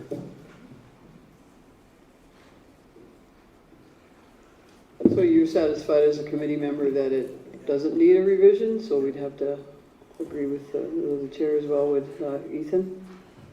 I mean, that's a good point, because the other clauses down below are specific to a disruptive member of council who's present in disrupting. Mitigating a disruptive council member in the middle of a council meeting is a lot different when they're simply on the virtual and all you have to do is click a button, and it's less of a problem. So maybe this is sufficient, because the one would simply address a problem that's happening virtually versus the other way.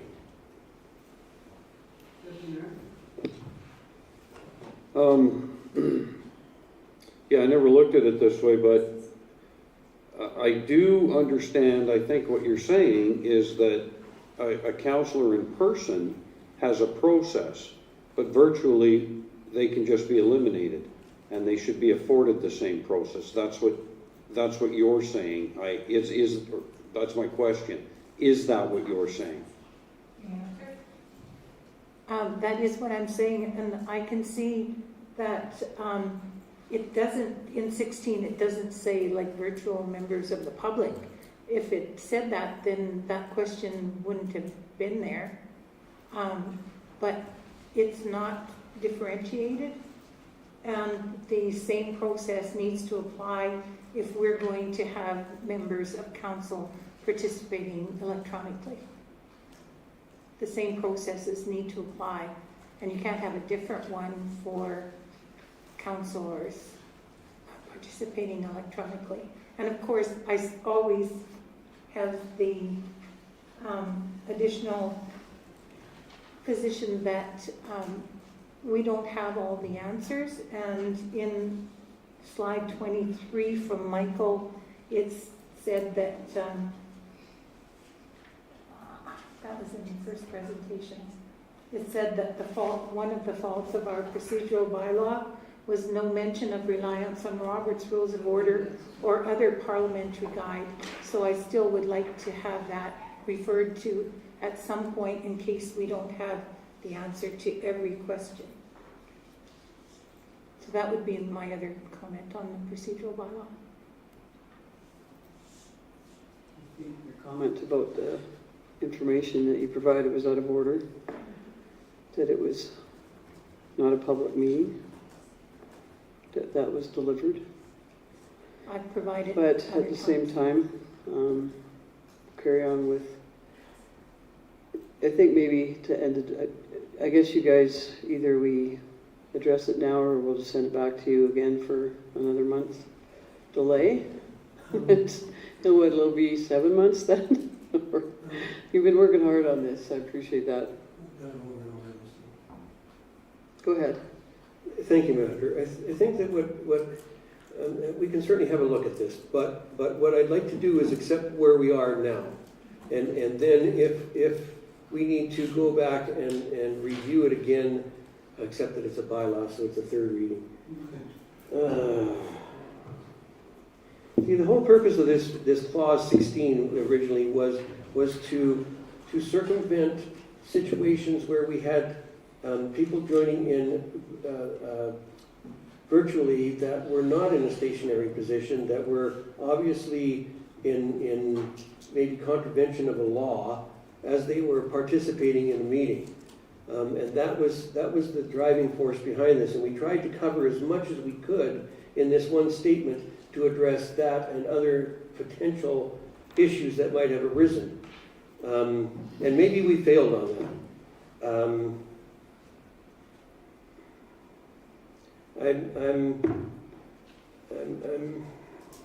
I hate to delay this another time. I really do. Deputy Mayor and then Ethan and then Deputy Mayor. Well, and perhaps it could be addressed if we simply add the clarifier, with regards to a member of council, it will be muted, and then their behavior will be addressed through the mechanism set forth below. So the immediate disruption will be muted, and then the decision as to what to do will follow the options that you already have in that clause below. If that's the concern, that, because there is a bit of a process there, and that would allow for, so the immediate disruption would be muted, and then you follow that process below. Maybe that would address the concern. Deputy Mayor? Councillor Moore would have to answer that question if that addresses it for her. I think Councillor Windsor hit on something where during a meeting, an activity was occurring, and we had to address that because I don't know quite how to say this. Our only safeguard was to end it. And we felt we need that ability on a virtual one. In person, it would be by these rules. But muting, in the instant I'm referring to, and none of you understand, unfortunately, I can't explain it to you, muting would not stop the issue. The only way to stop that issue would be to end the meeting on them. And I would have to support, because of that we have that ability in that instant. In our virtual meetings, public are always muted.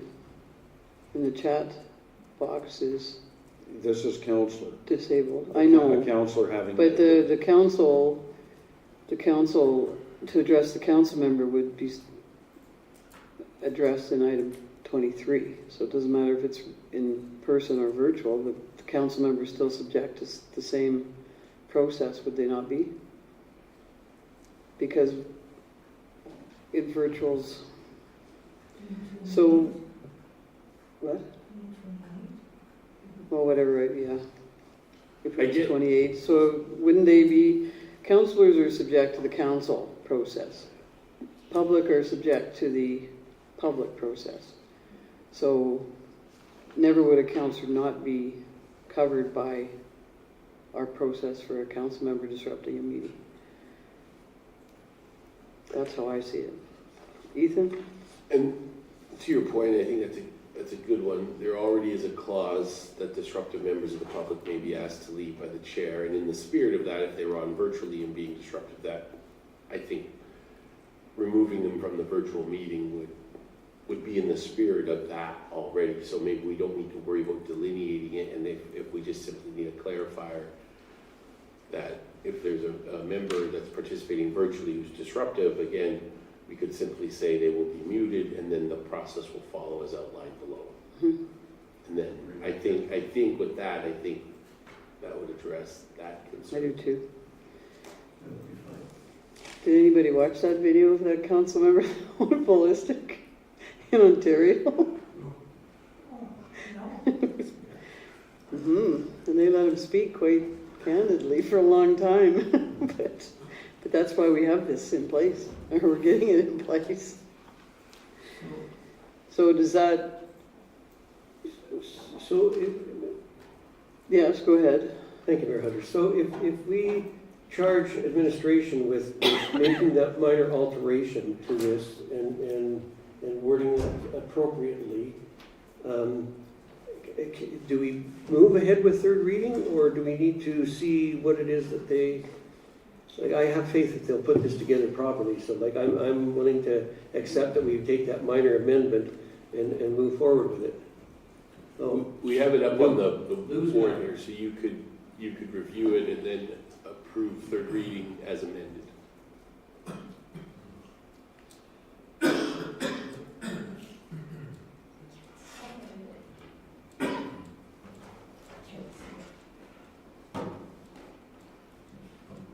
Jocelyn will read I can't read it. It's in that little box I'm thinking, right? I need microscope.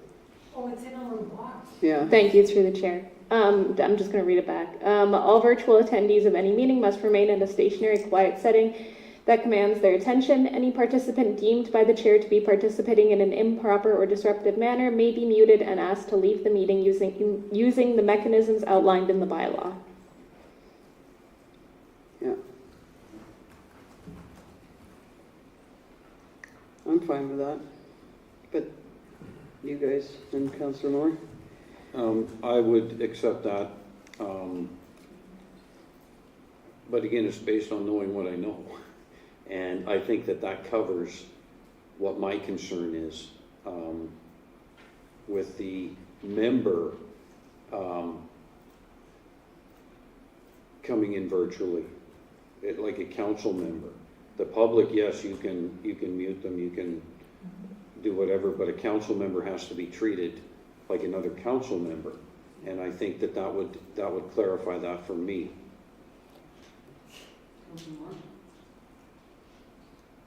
That is certainly better. I think that the process for a council member is already spelled out in 28.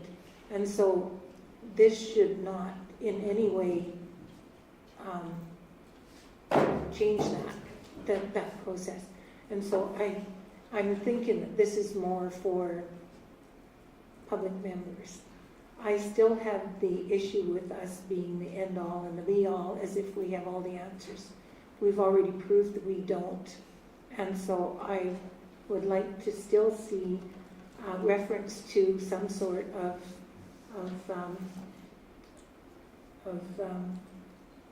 governance, Robert's Rules of Order, bylaw, whatever kind of one that we choose. I think that we naturally use some of Robert's Rules of Order anyway, and this would not overrule that. It would only be if there's any gaps, which is what the procedural bylaw of Red Deer says. If perchance there is something that comes up that is not covered in this bylaw, then the reference would be to Robert's Rules for then council to see whether there's something in there that would apply. It doesn't mean that you're accepting everything about it. It just means that it's a help of 146 years and global experts. And I don't know why that's a problem to have in here. So because of that, I would still, even though it's so much better, and I do appreciate all the changes, I need to vote against it because I feel we need to have that reference for any gaps that may arise.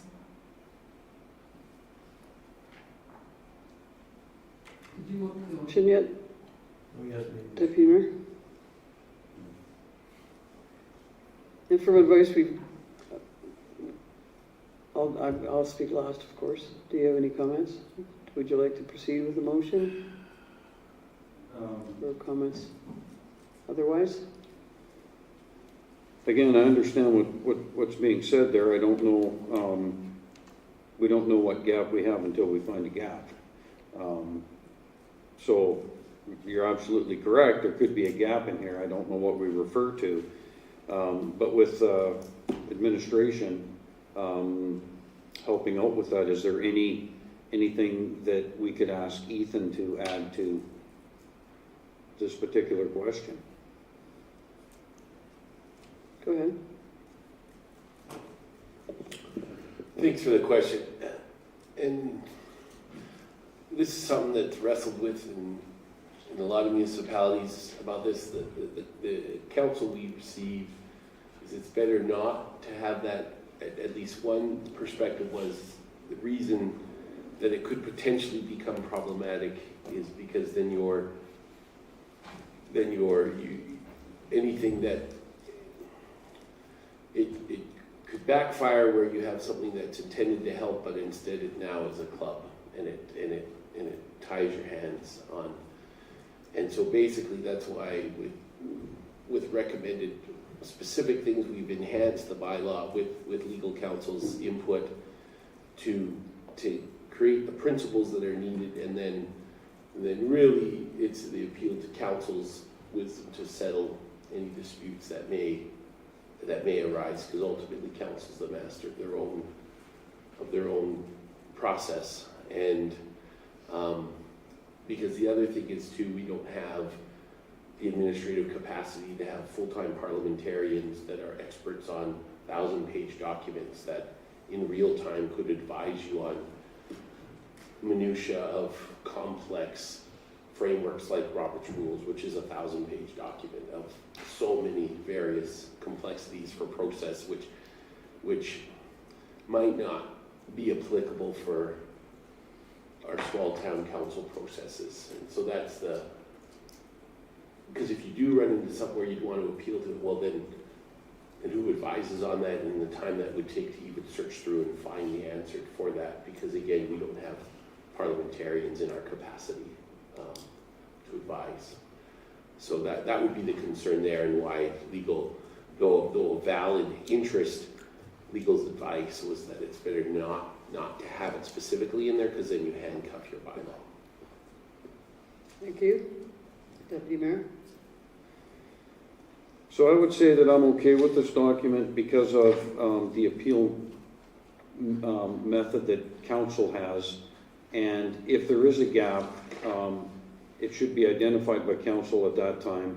And through that appeal, council could choose, if a councillor knew a Robert's rule, they could choose that, but council would determine that at the table. It would be able to be determined because we now have appeal. If that helps. Can you make the motion? I can. I move the council grant third and final reading to bylaw 2024-11, council procedural bylaw. As amended. Yes. As amended. Any further comments, Councillor Windsor? None, thank you, Mayor. Councillor Baswick?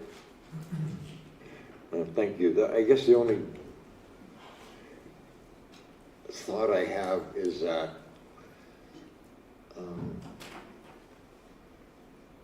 a lot of very talented and intellectual people put together this Robert's Rules of Order, and I look at that as a fallback, just as a backup if we have some indecisions. There is a process that's been set up for a long time that works democratically, and people smarter than I am put this together many years ago, and it's been reworked and revised, and it's the best it can be at this point. So I don't want to put down the idea that can't use Robert Rules of Order, who the heck are they? It's a very important document, very important thing, and it should be available as a fallback if we run into difficulty, because they've already solved a particular issue that we may have run across. That's my only comment. The fact that we're saying nay to Robert's Rules of Orders, and I don't think that's an acceptable approach to throw an intellectual document, so to speak, into the wind just because we think it's not appropriate.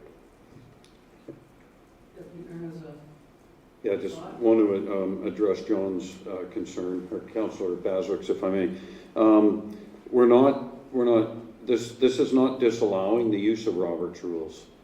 What it's doing is not tying our hands to it, that we don't have to use Robert's Rules, but when appeal is made, any councillor could bring the Robert Rule in and say, this is what I think we should follow, and then council makes that decision.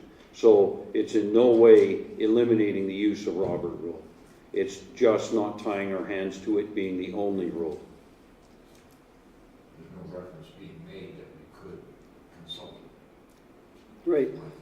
Well, Not talk about it at all at this point.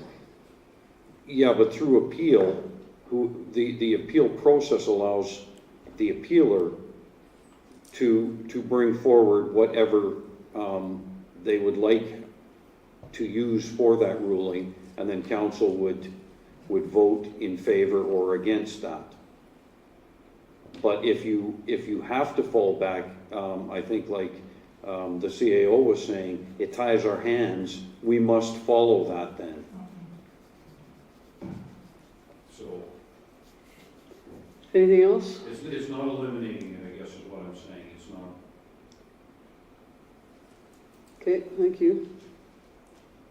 You made the motion. Any further comments? Just, I appreciate the appeal process and I appreciate the amendment. They are helpful. I'll still be voting against it because I don't think that Robert's Rules of Order being a reference ties our hands. It's a choice. And I think it's a necessary one. So, but it is a huge improvement. Thank you. I just wanted to comment on Robert's Rule.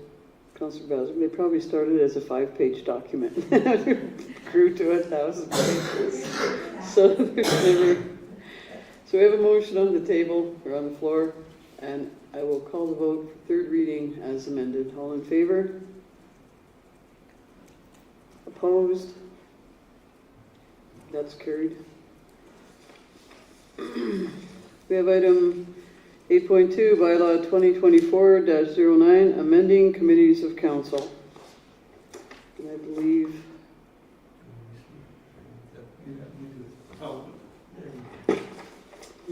Chairperson, Okay. Deputy Mayor. I hope the crowd isn't still as tough.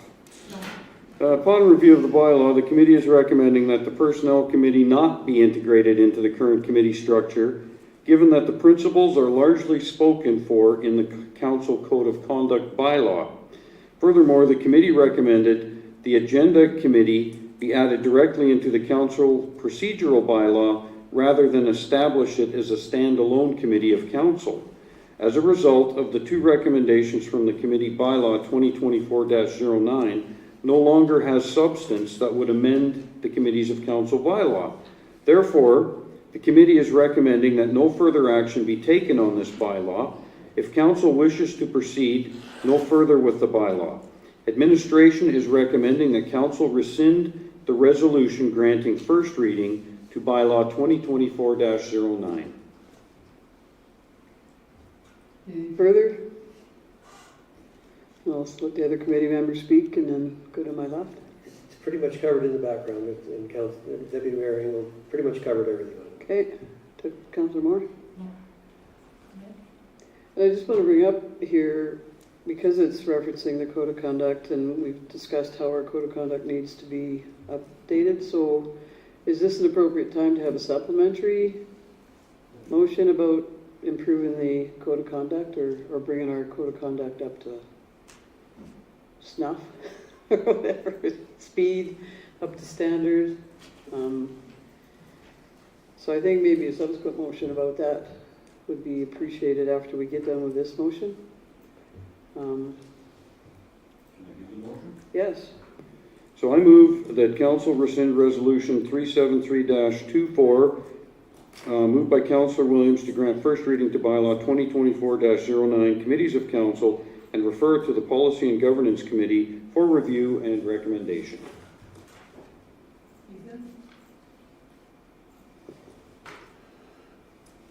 Thanks. And so resolution 515, which was just a little while ago, actually already referred the Code of Conduct bylaw to the committee, so it is currently on their docket to be reworked, so. I usually remember those things. Okay. Councillor Windsor?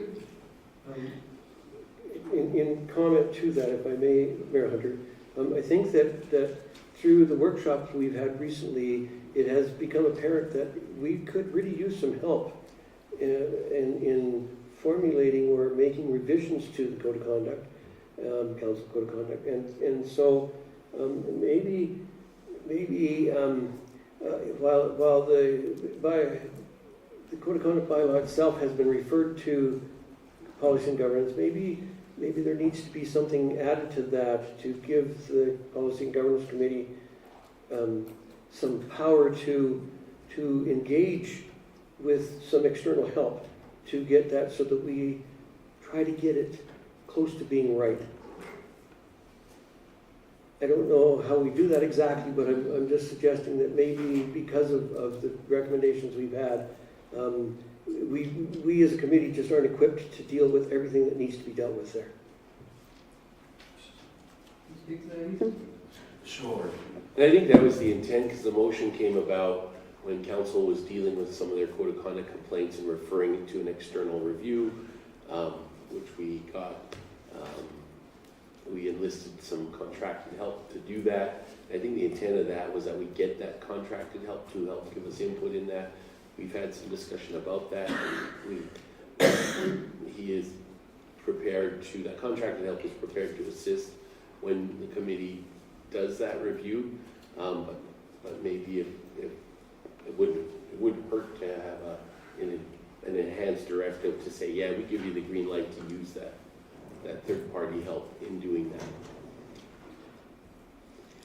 Yeah, I think intent is different than motion, so yeah. So we can vote on the motion Councillor or Deputy Mayor just made. And are there any other comments on that? So I'll call the vote to rescind Resolution 373-24. All in favor? That's carried.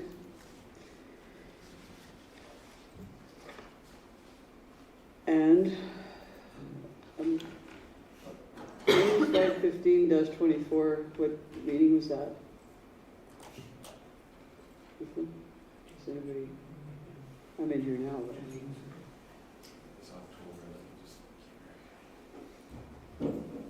we should probably look at that to see what we need to enhance there.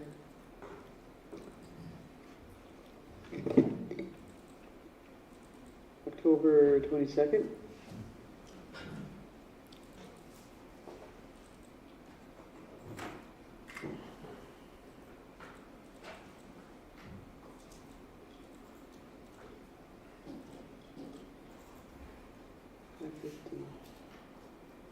Oh, no, it's before October 8th, maybe.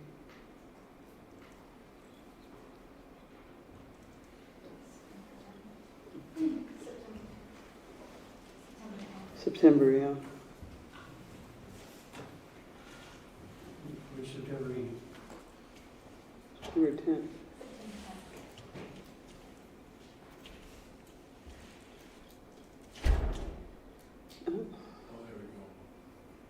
For the Code of Conduct Bylaw 2021-09 to the Policy and Governance Committee. So what, I think we just need a little, I just wonder if the governance PGC gets all the information, because I think it would have to come to them and then come back to council to approve the scope and funding and whatnot for that rate. So would we just make a motion to have the Policy and Governance Committee relative to motion 515-24 explore or bring back information on obtaining assistance? We can just bring it back to ask for that assistance. how should that be, Ethan? Should they just to further explore options to improve, like consulting options to improve the Code of Conduct Bylaw? Because then we give them the parameters that they could direct administration to bring back some information from a consultant and then bring that back to council. Or you could approve the committee to utilize third-party legal assistance in reviewing the Code of Conduct Bylaw. Didn't we just say the same thing, kind of? Yeah, I think Yeah. this just, It's just giving them the authority to give you the authority to bring them information from a consultant, and because it's going to have an impact on finances and budget. yeah. Excuse me, can you explain to me how this works into this agenda? Well, because Like, how does that fall into our agenda here? because it talked about that our principles are largely spoken for in the Code of Conduct bylaw. So the Code of Conduct, we are getting improved, but now we want to give the PGC a little more scope to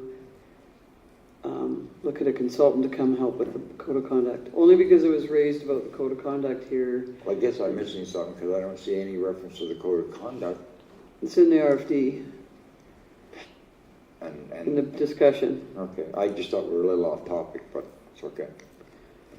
Well, if everybody agrees that we're off topic, I'm fine with that. If you're calling point of order, we can discuss that.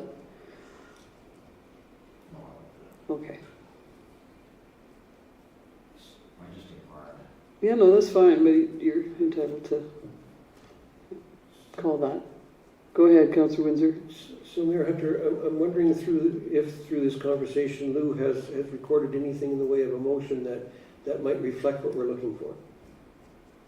It would be one of those two. I simplified it. So to approve a third party to help with the review of the Code of Conduct Bylaw 2021-09 by the Policy and Governance Committee. Thank you. Mayor Hunter, with your permission, I'll make that motion. Sure.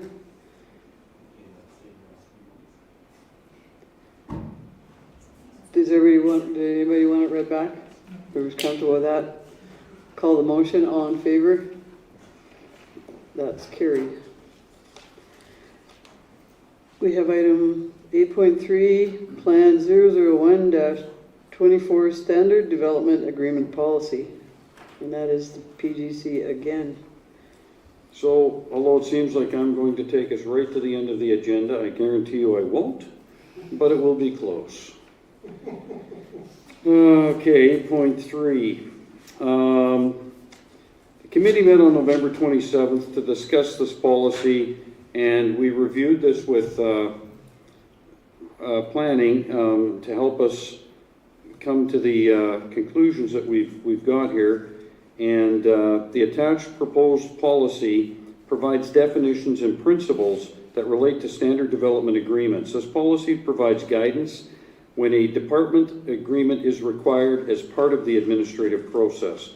The Planning and Development Department maintains a standard development agreement template, and this process allows for the consistency with the town's overreaching planning bylaws.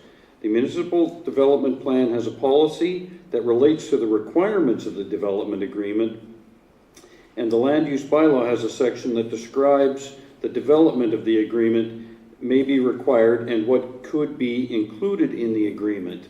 So our recommendation is to approve Plan 001-24 Standard Development Agreement Policy as presented. Any comments, Councillor Windsor?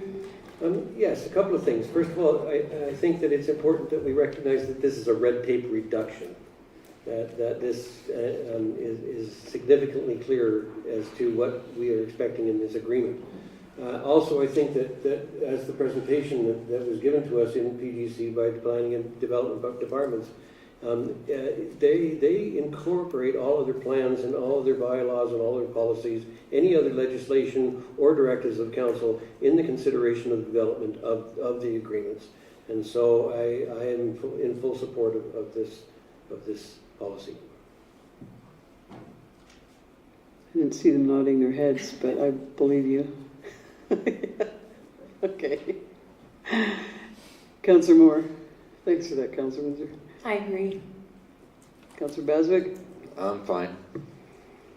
And I believe our development officer and planner agree as well. And I appreciate you sitting here to make sure we pass this if we do. So we have a motion to approve Plan 001-24. Call the vote. All in favor? That's carried. And I move the council rescind Plan 001 Standard Development Agreement Policy.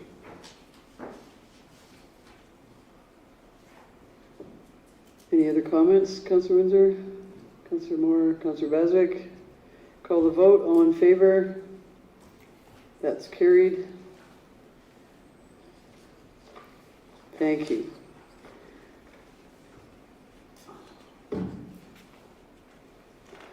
We have item 8.4, COUN 005-24, road closure policy. Thank you. Is that Deputy Mayor Engel again?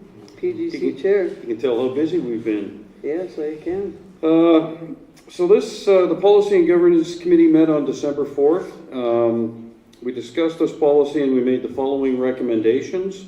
We added the clarifying term governance policy to the policy statement, clarifying the role of council in the temporary closure of roads, modifying the requirements for public and special events, broadening the clause for temporary road closure as they pertain to construction, and removing the temporary road closure request form. The policy is attached with annotations noted in, of course, the red. Councillor Windsor is a member of that committee. Thank you, Mayor Hunter. I have no further comments. It's Okay. self-explanatory, I think. Councillor Baswick? I can make the motion. Or does he? Our chair makes the chair usually does. I'll let him do that. I have no other comment. Okay. Right? Okay, I move council amend, turn this on, sorry. I move council amend. What? That's a sidebar. I move that council amend COUN 005-24 road closure policy as presented. And everybody had a chance because I jumped the gun there, or all in favor? That's carried. I should just let you introduce these, Deputy Mayor. 8.5 COUN 012-24 filming in Disbury policy. You want to take one? You're doing it. Okay, committee met on December 4th again, that's a theme, to discuss the policy and express the desire to remain flexible and remove barriers to filming in Didsbury. Therefore, the policy contains high-level governance statements to expedite and accommodate the dynamic filming process. Attached is COUN 012-24 filming in Didsbury policy for council's review. I hope that you've reviewed it, because I would move the council approve COUN 012-14 filming in Didsbury policy as presented. Any follow-up as a member of the committee? What? Did I use the wrong number? Okay, Councillor Moore, we got it here. All right. Oh.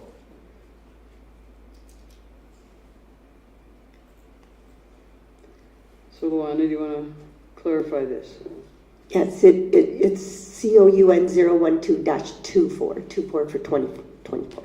That's a very good observation. So I will amend that to be 24. Thank you. Correct it to be, yeah, I don't think we need to amend it, you just, right? Just correct. Correct. And there was no other No further comments? Okay.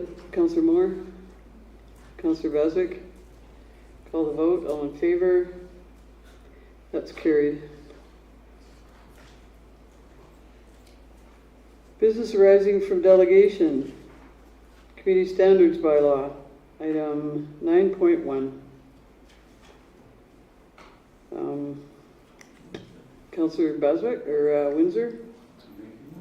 Thank you, Mayor Hunter. Much to my chagrin, I will move that council refer responsible pet ownership bylaw 2022-17 to the Policy and Governance Committee for review and recommendation. I think we're on this Am I on the wrong one? community standards bylaw first. That's what I have. Okay, I will move that council refer Community Standards Bylaw 2023-14 to the Policy and Governance Committee for review and recommendation, equally to my chagrin. Councillor Baswick? Councillor Moore? Deputy Mayor? I don't think his chagrin is that we're looking at the policies, it's just, we've looked at a lot, and it just, it keeps piling up, so I agree with it. Okay. Call the vote. All in favor? That's carried. We have item 9.2, responsible pet owner bylaw. Mayor Hunter, if your pleasure, I will move the council refer, I'll do an echo here, refer the responsible pet ownership bylaw 2022-17 to the Policy and Governance Committee for review and recommendation. And I have to ask about that number, because didn't we just deal with that responsible pet ownership? Been a while.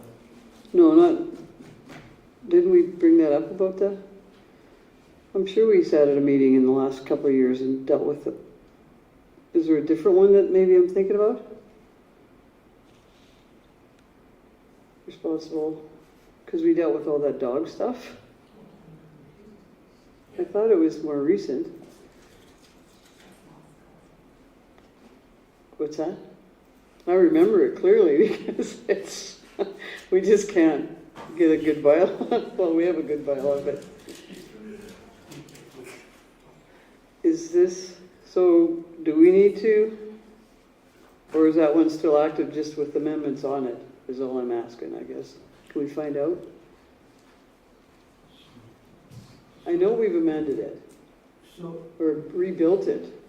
Mayor Hunter, maybe to expedite this, maybe taking out the number in the motion and just saying That's fine. the pet ownership bylaw, and forget the number for the time being, and just move forward with this without that number. If Yeah. there is a I agree. revision, that we move forward with it. Yes, I agree with that. Okay, You'll accept that? yes, Who made the motion? You did? I did. Yes. Okay, So, and just, I made a whole bunch of notes from when Deb did her presentation, so we'll discuss those at the meeting.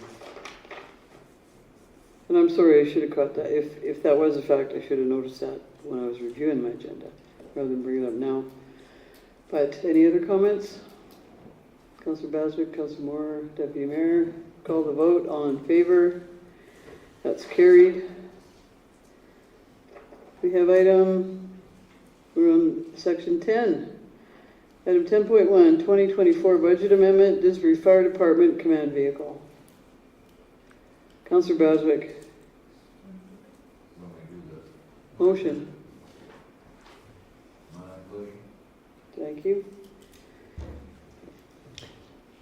I would move to approve the revised scope as outlined above and budget of $110,000, funded 50% from the Fire Vehicle and Equipment Replacement Reserve and 50% from Mountain View County for the Didsbury Fire Department Command Truck Replacement and to amend the 2024 capital budget accordingly.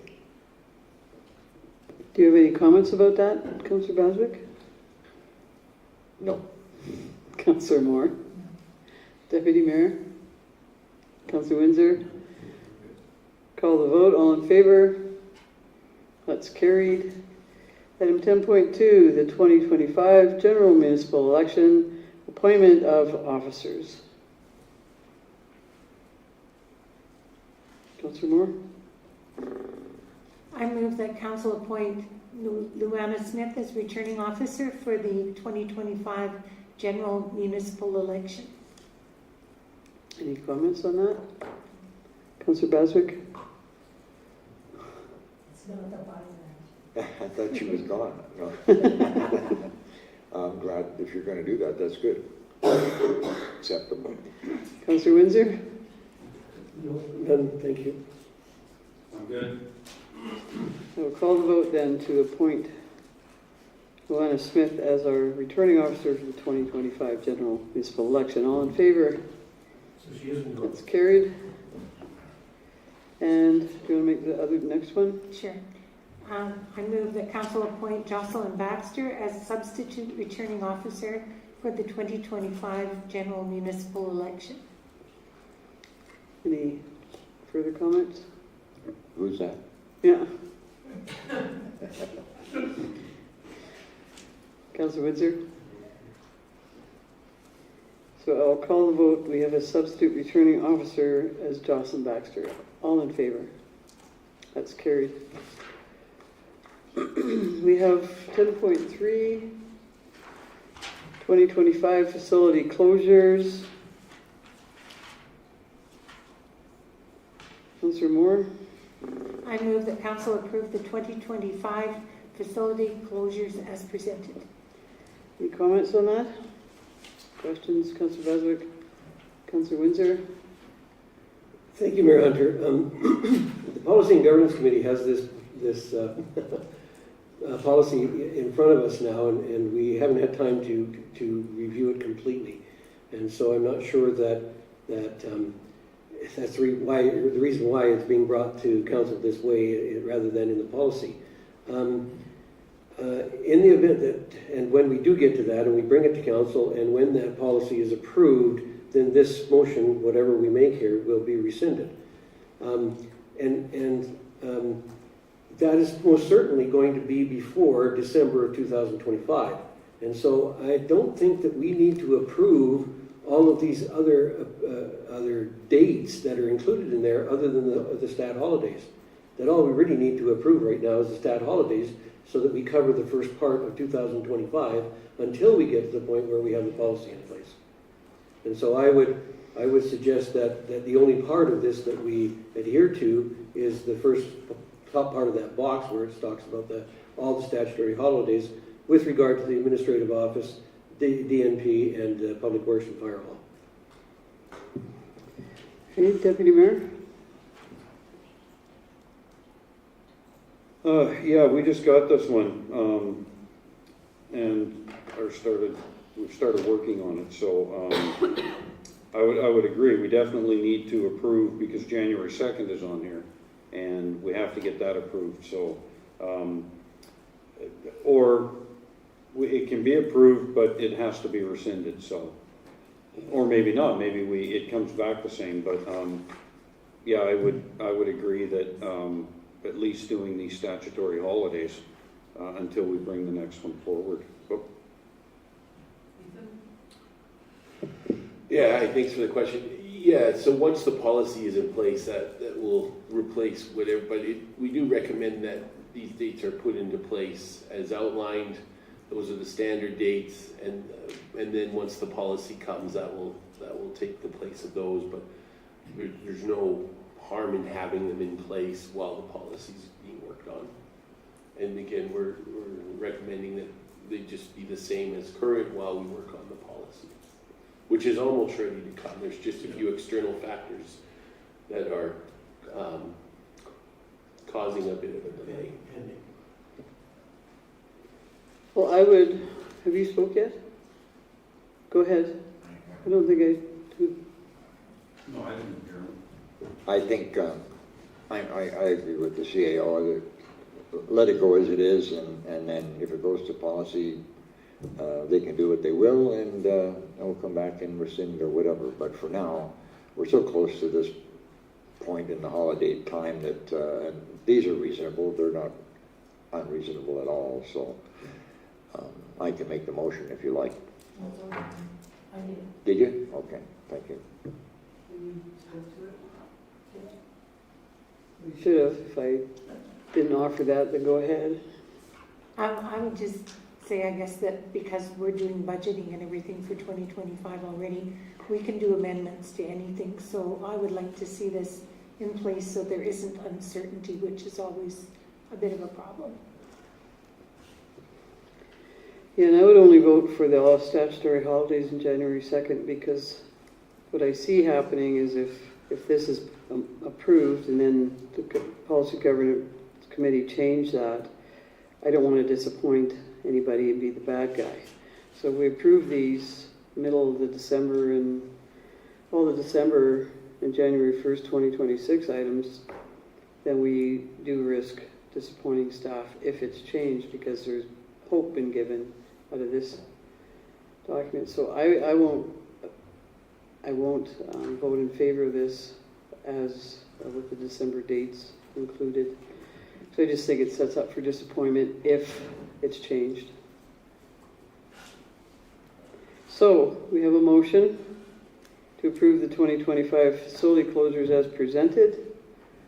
Call the vote. All in favor? Opposed? That's carried. We have item 10.4, Streetlight Improvement Program update. This was brought back from administration. And would someone like to, I think all the information is in the RFD unless there's something else to offer, Ethan. So I think if someone made the motion to approve the addition from the budget, added to the 2025 operating budget to be funded. I thought we were going to, just with this motion, we should allocate the funding from 2024. And that is discussion there. That is in the background. But should that be mentioned in the motion? Councillor Windsor, you're looking at me. You want to make the motion? Sure, I'll make the motion. Thank you, Mayor Hunter. So I'll move that council approve the addition of $10,000 for professional services for the design work related to the street light improvement program for 20th Street between 17th and 18th Avenues. And those funds be allocated from the surplus of 2024 operating budget.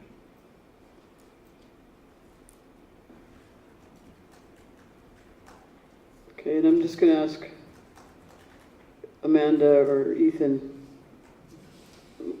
does to make sense to make sure that we're talking about allocating the reserves so we can take it from that fund? Because otherwise, we're not directing council to allocate it from the 2024 reserve in the motion, which we should be. Because maybe if we can't allocate it from reserves, and it would have to impact the operational budget. Is that fair to say, Councillor Windsor, just based on the motion? Mayor Hunter, this was originally a 2024 project, and the funds, it just didn't move forward for whatever reason, and it doesn't matter what the reason is, it didn't move forward. And so the funds were already there, and they're going to appear in our 2024 surplus.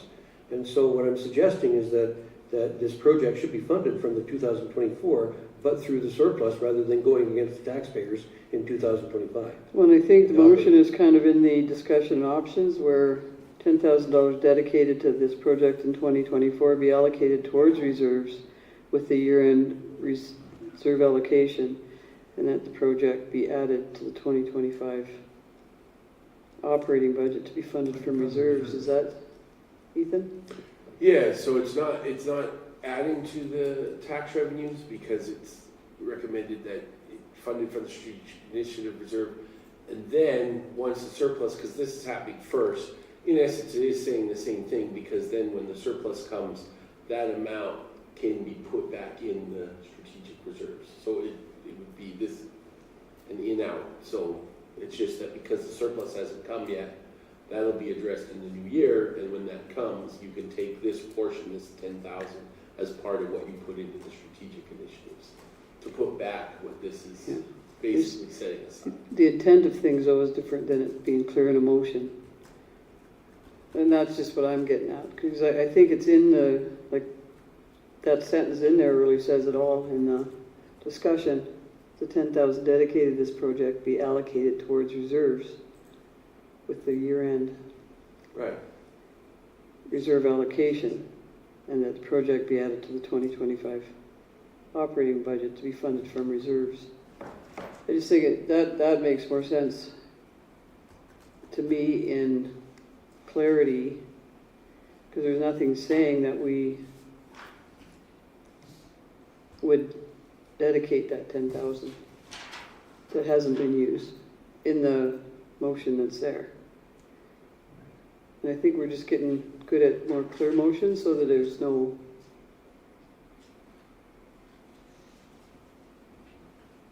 guessing, or the intent is shown, I guess, is what I'm after with these motions.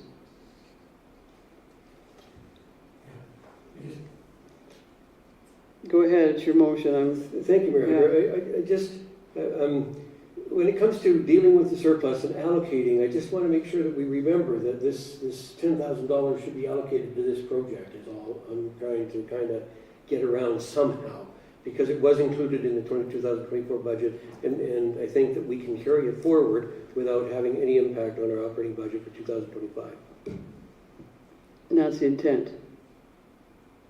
So, It's your motion, if you're fine with it the way it is, that's, so Mayor Hunter, maybe it is to use that sentence there that's in the background, and I'd be happy to change the motion to that if that makes it clearer. well, it says exactly what we would do. Okay, so I will move the council approve that the $10,000, okay, and can I just alter the motion I did before? Yeah, just amend. Restate it.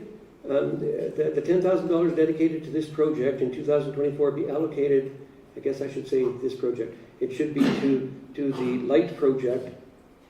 Streetlight improvement program. Improvement program in 2024 be allocated towards reserves with the year-end reserve allocation, and that the project be added to the 2025 operating budget to be funded from reserves. Tells us what we're going to do. Councillor Baswick, do you have any comments? The only thing I might have is an observation, if it's on topic, I don't know.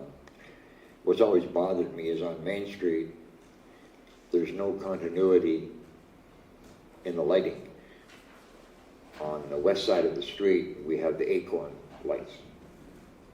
On the east side of the street, we've got these tall, it doesn't, to me optically it doesn't look right. That should be on both sides of the street so you have a nice look. So I'm concerned about what kind of lighting they're going to put in here. I realize it's a consulting point, but I hope they will try to maintain some kind of continuity in our lighting. You can't, it's like a house having one of those fixtures and then having another fixture. And there's no continuity. And it just, to me, it doesn't look right. And I don't know who decided to order those that were different from the west side of the street, but that's my comment. Okay. Because this project was 2024 and it was going to be like in front of Value Drug Mart and Red Apple now because there's no lights there at all. So they would just carry on as the same lighting on the west side going down Main Street because there's nothing there. And so it was a design phase to look at those to get them there. I also took note that there's no Christmas lights on that block either. None of those poles have. Because they don't have any poles. Well, yeah, there's a street light there. Well, they got poles, yeah. So why that didn't happen, I have no idea. I think It's like there's only a block of town. money. Yeah, it's almost $6 a string for each pole. Yeah, well, it's funding. They stopped at a certain block, I think, each way. Councillor Moore? I think if that does the same thing, I'm okay with however you state it. Okay. Deputy Mayor? Okay. Call the vote. All in favor? That's carried.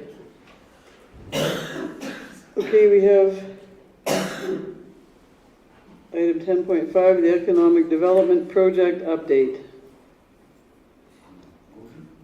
Sure. I move the council accept the economic development project update as information. Do you have any questions or comments? No, presently. Councillor Windsor? Thank you, Mayor Hunter. I see that there are some things on the project that didn't get completed, and that some of the things were considerably over what was expected to be done. I'm wondering if we are going to be moving forward at some point with those things that weren't completed in the project the council approved. Such as? Well, the National Post was one of the things that wasn't done. It was way under budget for the Utopia convention, and I'd like, why was it so far under? some information about the projects that we had kind of included in that. I'm standing so as not to be powerful and Okay, you got a graph? intimidating. My leg's bugging me. Can someone answer that? Amanda? Councillor Moore? I did see that. Thank you for the questions. Just to speak about the Herbtopia specifically, even though it says year-to-date expense, that's actually netted. We received a revenue component for the festival, so $6,000, which reduced the expenses. So if you added that back in, it was right about on budget for expenditures. I think when Alexa budgeted for that, she wasn't expecting the revenue component. For the National Post project, my understanding is that kind of went a different direction than we were expecting, and that wouldn't go forward for this year. So the way that, if you look at the motions, how everything came forward, the 2024 marketing plan was approved as a lump sum, the $40,030 for that list of projects up top. So that's, in a sense, the way that the projects were ran as a lump sum.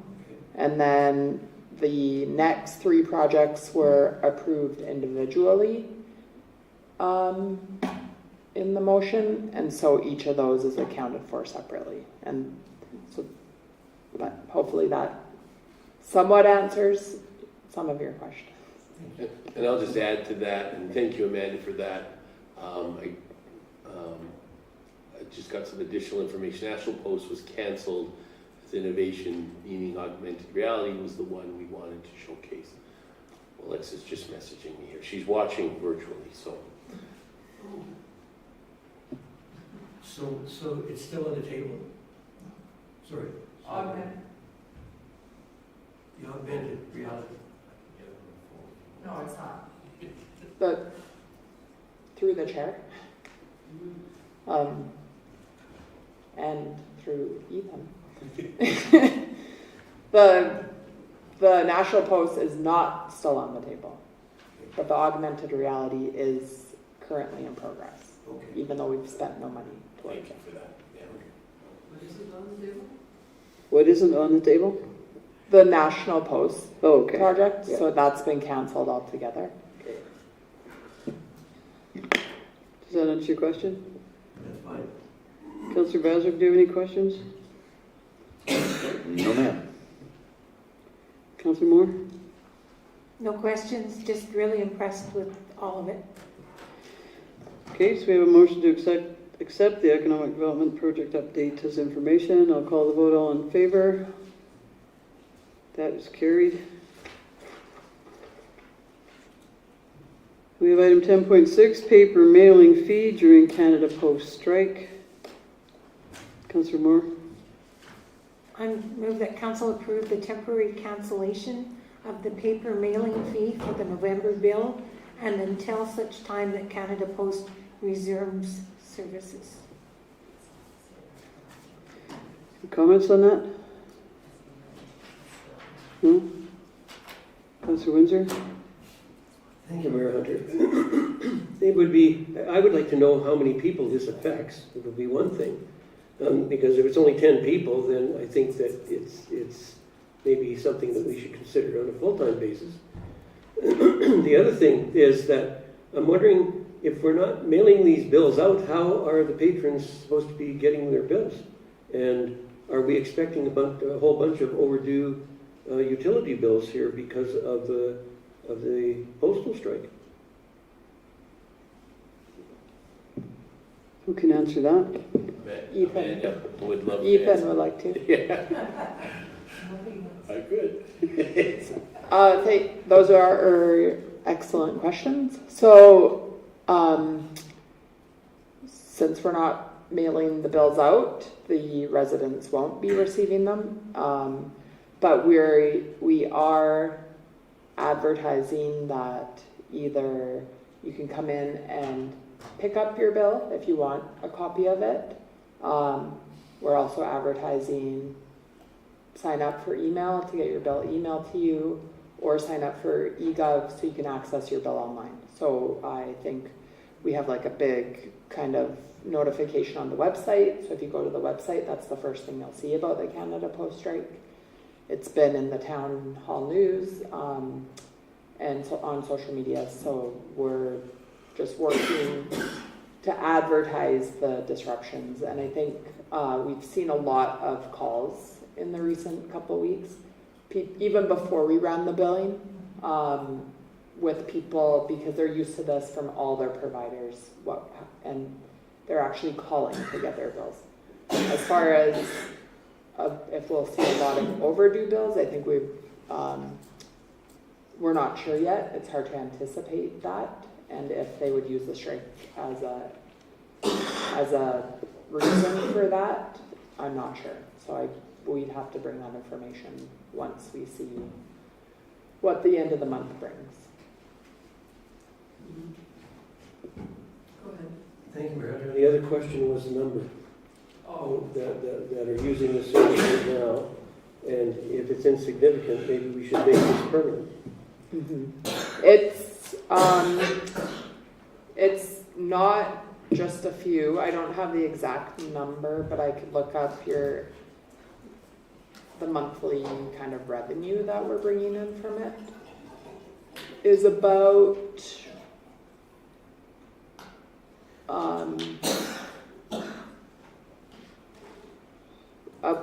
not quite $2,000 a month. So I guess it'd be not quite 1,000. Yeah. Thank you. But we've seen a lot of people kind of reach out to sign up for email. So we suspect even once the strike comes or ends, that we'll have more people on email billing. Okay. But still, thank you. More? Okay, Councillor Baswick. All right, so all your questions are answered. Anybody else? So I will call the vote. All in favor? That's carried. Council reports. Deputy Mayor, if you'd like to start. Really? You guys didn't figure out what all we were doing? Okay. On November 27th, we had a policy and governance meeting. December 4th, a policy and governance meeting. December 9th, a visioning session. And what would be my highlight has gone missing. I would say that it was the passing of the capital budget.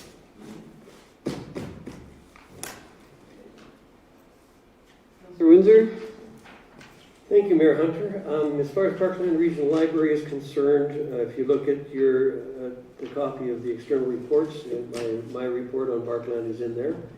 To a great degree, the same goes for the Water Commission, except for that I will say that the application for the Water for Life grant has been submitted, and I'll update you as things go along with that. Otherwise, everything I refer you to the external reports. Red Deer River Municipal Users Group, I met earlier today. We are working on some revisions on the bylaws, and those will be presented to the AGM in January.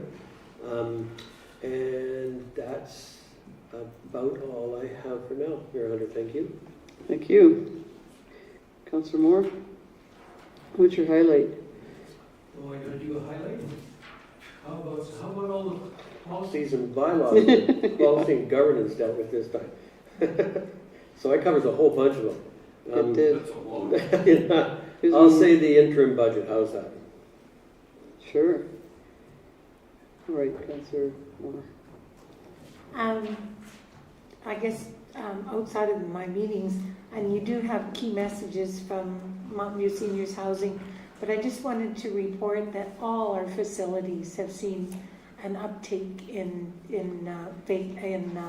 residency, including Carstairs, where we did quite a few renovations. They are a little smaller, they are a little cheaper, but they are now I think in the 90% filled, and we're still doing a couple of renovations. So It's a really good story. And we also have incredibly good reports from all of the regulators that come around, and they're looking to us for a lot of direction for other places. We are the first, often the one where they try it out, and of course Stacy is on a committee that works with the government to see how they can improve them. And I think I should say again what a difference it made to have the grant that we get per person per day. It had only been increased by 78 cents over the previous 10 years, and we got a $7 a day increase, which is huge. So the future's so bright, I gotta wear shades. Anyway, on to the meetings. November 27th, MPC, and that's exciting. Yes, he did that too. And MPC is so exciting because we've got so much happening right now. It's like 2007 again. I'm very excited. December 2nd, we had a Michael here, and all council was there. And December 3rd, budget meeting was canceled. December 6th, town Christmas party. December 7th, jingle and mingle. And I did I know others worked the whole time too, but I did kind of everywhere. A Jill of all trades, pancakes, beverages, and cleanup afterwards.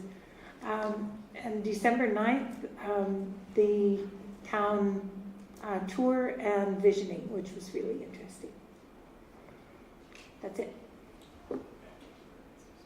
Okay. What's your highlight? My highlight is that they got all that clay and boulders out of our sewage lagoon where they never belonged. It's 100% done and under budget. And we won't do it again. I do want to mention I didn't see you cleaning up at the Jingle and Mingle. I saw you sitting and talking to someone as we cleaned up, didn't we? Okay, because you said Just calling you that out. because you said that, I get a response. And Yes, you that do. is that I stayed for an extra 3/4 of an hour after that, cleaned up chairs, cleaned up tables, Okay. put tables away. Yeah, you left the kitchen though, that's for sure. It was a mess. Sorry. Anyway, and you don't have to report on meetings you didn't go to, but that's okay. Councillor Bastwick. Thank you, Mayor Hunter. First meeting with the Waste Commission, which was interesting, mostly sitting and observing because I had no clue as to what they were up to. And but I found out they're doing a lot of upgrading. They're moving buildings, putting in a new weigh scale, doing that kind of stuff. And the good news is their expenses are way down and their profits are way up. And that's the basic thing I took for that meeting, so which was good news. Another meeting I went to was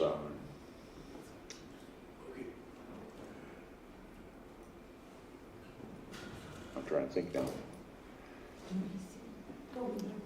No, it wasn't a meeting. It was Christmas party. the Christmas party mainly, and that was really good to talk directly to a lot of Ethan's employees, and they're such good, and it's a youthful bunch. So we're in good shape there. Hopefully they'll be here for a long time because they're all youthful people. And as far as the highlight goes, economic development is one of my big focuses, and I'm so impressed with what Alexa has done with everything. We won awards, world awards. The one award, I think it was a bus award, and it was the best on the planet of every country on the planet. She brought us through as a winner in that one, and that is impressive. And she continues to do that. So I'm up to giving her all the support I can through council and myself. Thank you.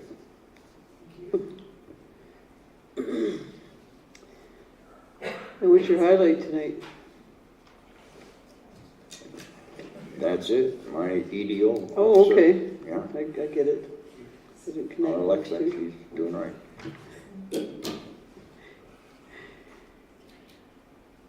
I just want to tell you about the exciting stuff. Meetings are, I did attend the event at Olds Legion last week. I was invited to the International Day of People with Disabilities event. It was a very grateful to get the invitation, and a great event highlighting that demographic of our society, and having a lot of fun with it. The Christmas party was awesome, and I meant to have a list of all the service award recipients, and my day got away. I don't know if someone has that, because I'd certainly like to name the list of service award recipients, other than the ones I presented to, but I'll do that in January since I can't do it tonight, because I did mean to have the list here. But congratulations to them all, and we had, I will highlight the 20-year one, Marilyn Lauren, our property tax specialist, who, municipal property taxes, who will never get voted off the Survivor Island, or off this island, but might get voted off Survivor, and the messenger will never get shot, because she's very good at deferring her any questions she's asked back to council. But she's also very good at answering questions, so it was nice to see a 20-year award being handed out. I think the town Christmas party was great. Glad to see that back. I'm really excited that the holiday trains come. I can't say that enough. I think that's a highlight of our season in Bisbury. West Glen Band concert, Christmas band concert, is Thursday night, and don't forget about the great symphonic winds and jazz bands at the high school at 2 p.m. Sunday. So, and Country Christmas, of course, is on Friday with our holiday train arrival. And I had a highlight picked here. Let's see what that is. You guys always take them all. I'm pretty impressed with our detachment commander and the direction that his members have, and how well, we don't have the drug enforcement is going down because they're not welcome. The word is that they don't need to be in Disbury and they don't come here. And the other part of that is the reduction in our crime rate that's very obvious by the presentation that was provided tonight. So thanks to Staff Sergeant Brown and his members at the detachment. Having said that, I'll have a motion to accept the council reports. Mayor Hunter, before you do the motion, I'm just wondering if it would be appropriate. I'd like to make a shout out to the people who put together everything, decorations and everything for the Christmas party. That was wonderful what was done there, and they deserve a shout out for council. And secondly, I think that the community deserves a shout out for those that turned up at Jingle and Mingle and were patient with us as we fell behind in providing the pancakes to them. And it was a great turnout and a great event. And over 500 pancakes, I might add. 260 people or something like that. It was amazing. And yes, they were lined up back to the wall from the kitchen because the word got out about how good the pancakes were. I think there was something to do with the party that was going on too for the kids. But thanks for that, Councillor Windsor. So now we can have a motion to accept council reports. Deputy Mayor? I move the council accept council reports as information. Call the vote. All in favor? That's carried. Correspondence and information. Motion. Councillor Windsor. Thank you, Mayor Hunter. I'll move to accept the correspondence provided as information. And I want to suggest that this letter was dated April 4th. We got it in December, and we had a 3-day turnaround to send it back, and they had an extra email to remind us it was due since April 4th, but we just received it in December. So I did sign it. And the postal system is on strike. And I'll call the vote. All in favor? It's carried. For the question period, I'm going to take the liberty to congratulate Luann on her retirement after 20 years in municipal government. Over 15 of those were the town of Disbury, 4 as a CAO in Cremona. I certainly want to thank you for all your support to the mayor's office and to council over this, all of this term and much of the last term.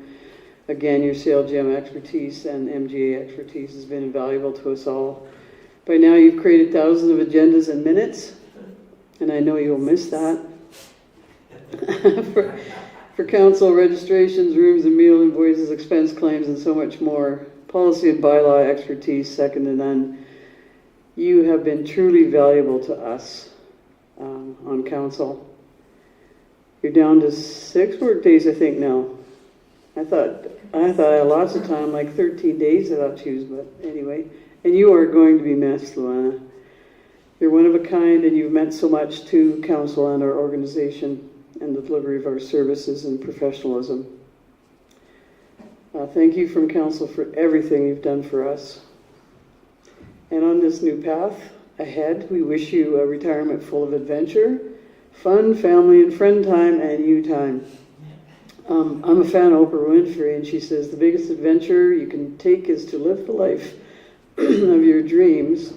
And because I can take the liberty of changing Oprah's quotes, said the biggest adventure you can take is to live the retirement of your dreams. So congratulations.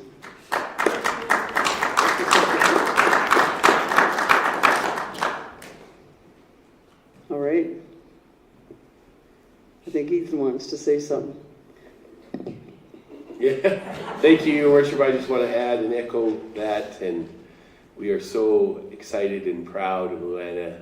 She has been an institution in the organization here for 2 decades. There's a lot of her thumbprints on all kinds of things throughout the organization, and on a personal note, in the 5 years I've been here, she's been a tremendous help to me personally, and has been at my side through many ups and downs and wrestles and things that we've tried to figure out for council, and she will be greatly missed, and wholeheartedly I wish her all the best in her retirement.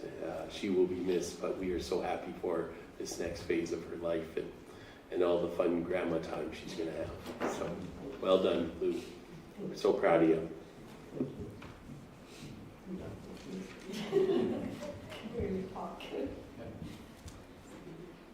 And with that, we'll let Luana go home, and we'll go into a closed meeting. Need a motion to go closed at 9:03. Councillor Baswick, all in favor? That's carried. 2-minute break.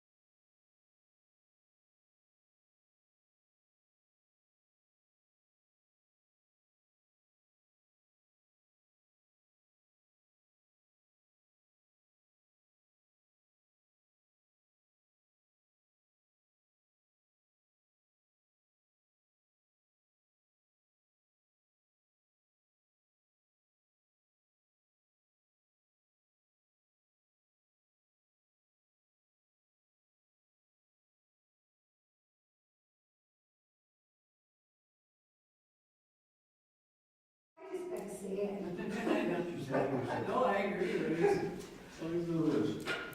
just have that down. What is that? It's just something to sign. I signed it. Are you on?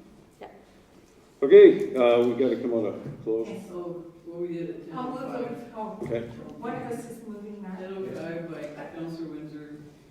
And I move the council directed Min to bring, There's way we gotta have the first to Information. accept the DDAC. Oh. This information. as long No information. information. No information. I move the council accept the DDAC Advisory committee. Non-information. as item as information. All in favor? Why not? That's carried. And then I move the council directed Min to bring info on a cultural assessment to January 14th RCM. Okay, all in favor? That's carried. I move we adjourn. At 10:07, all in favor? Thank you. Because we started late.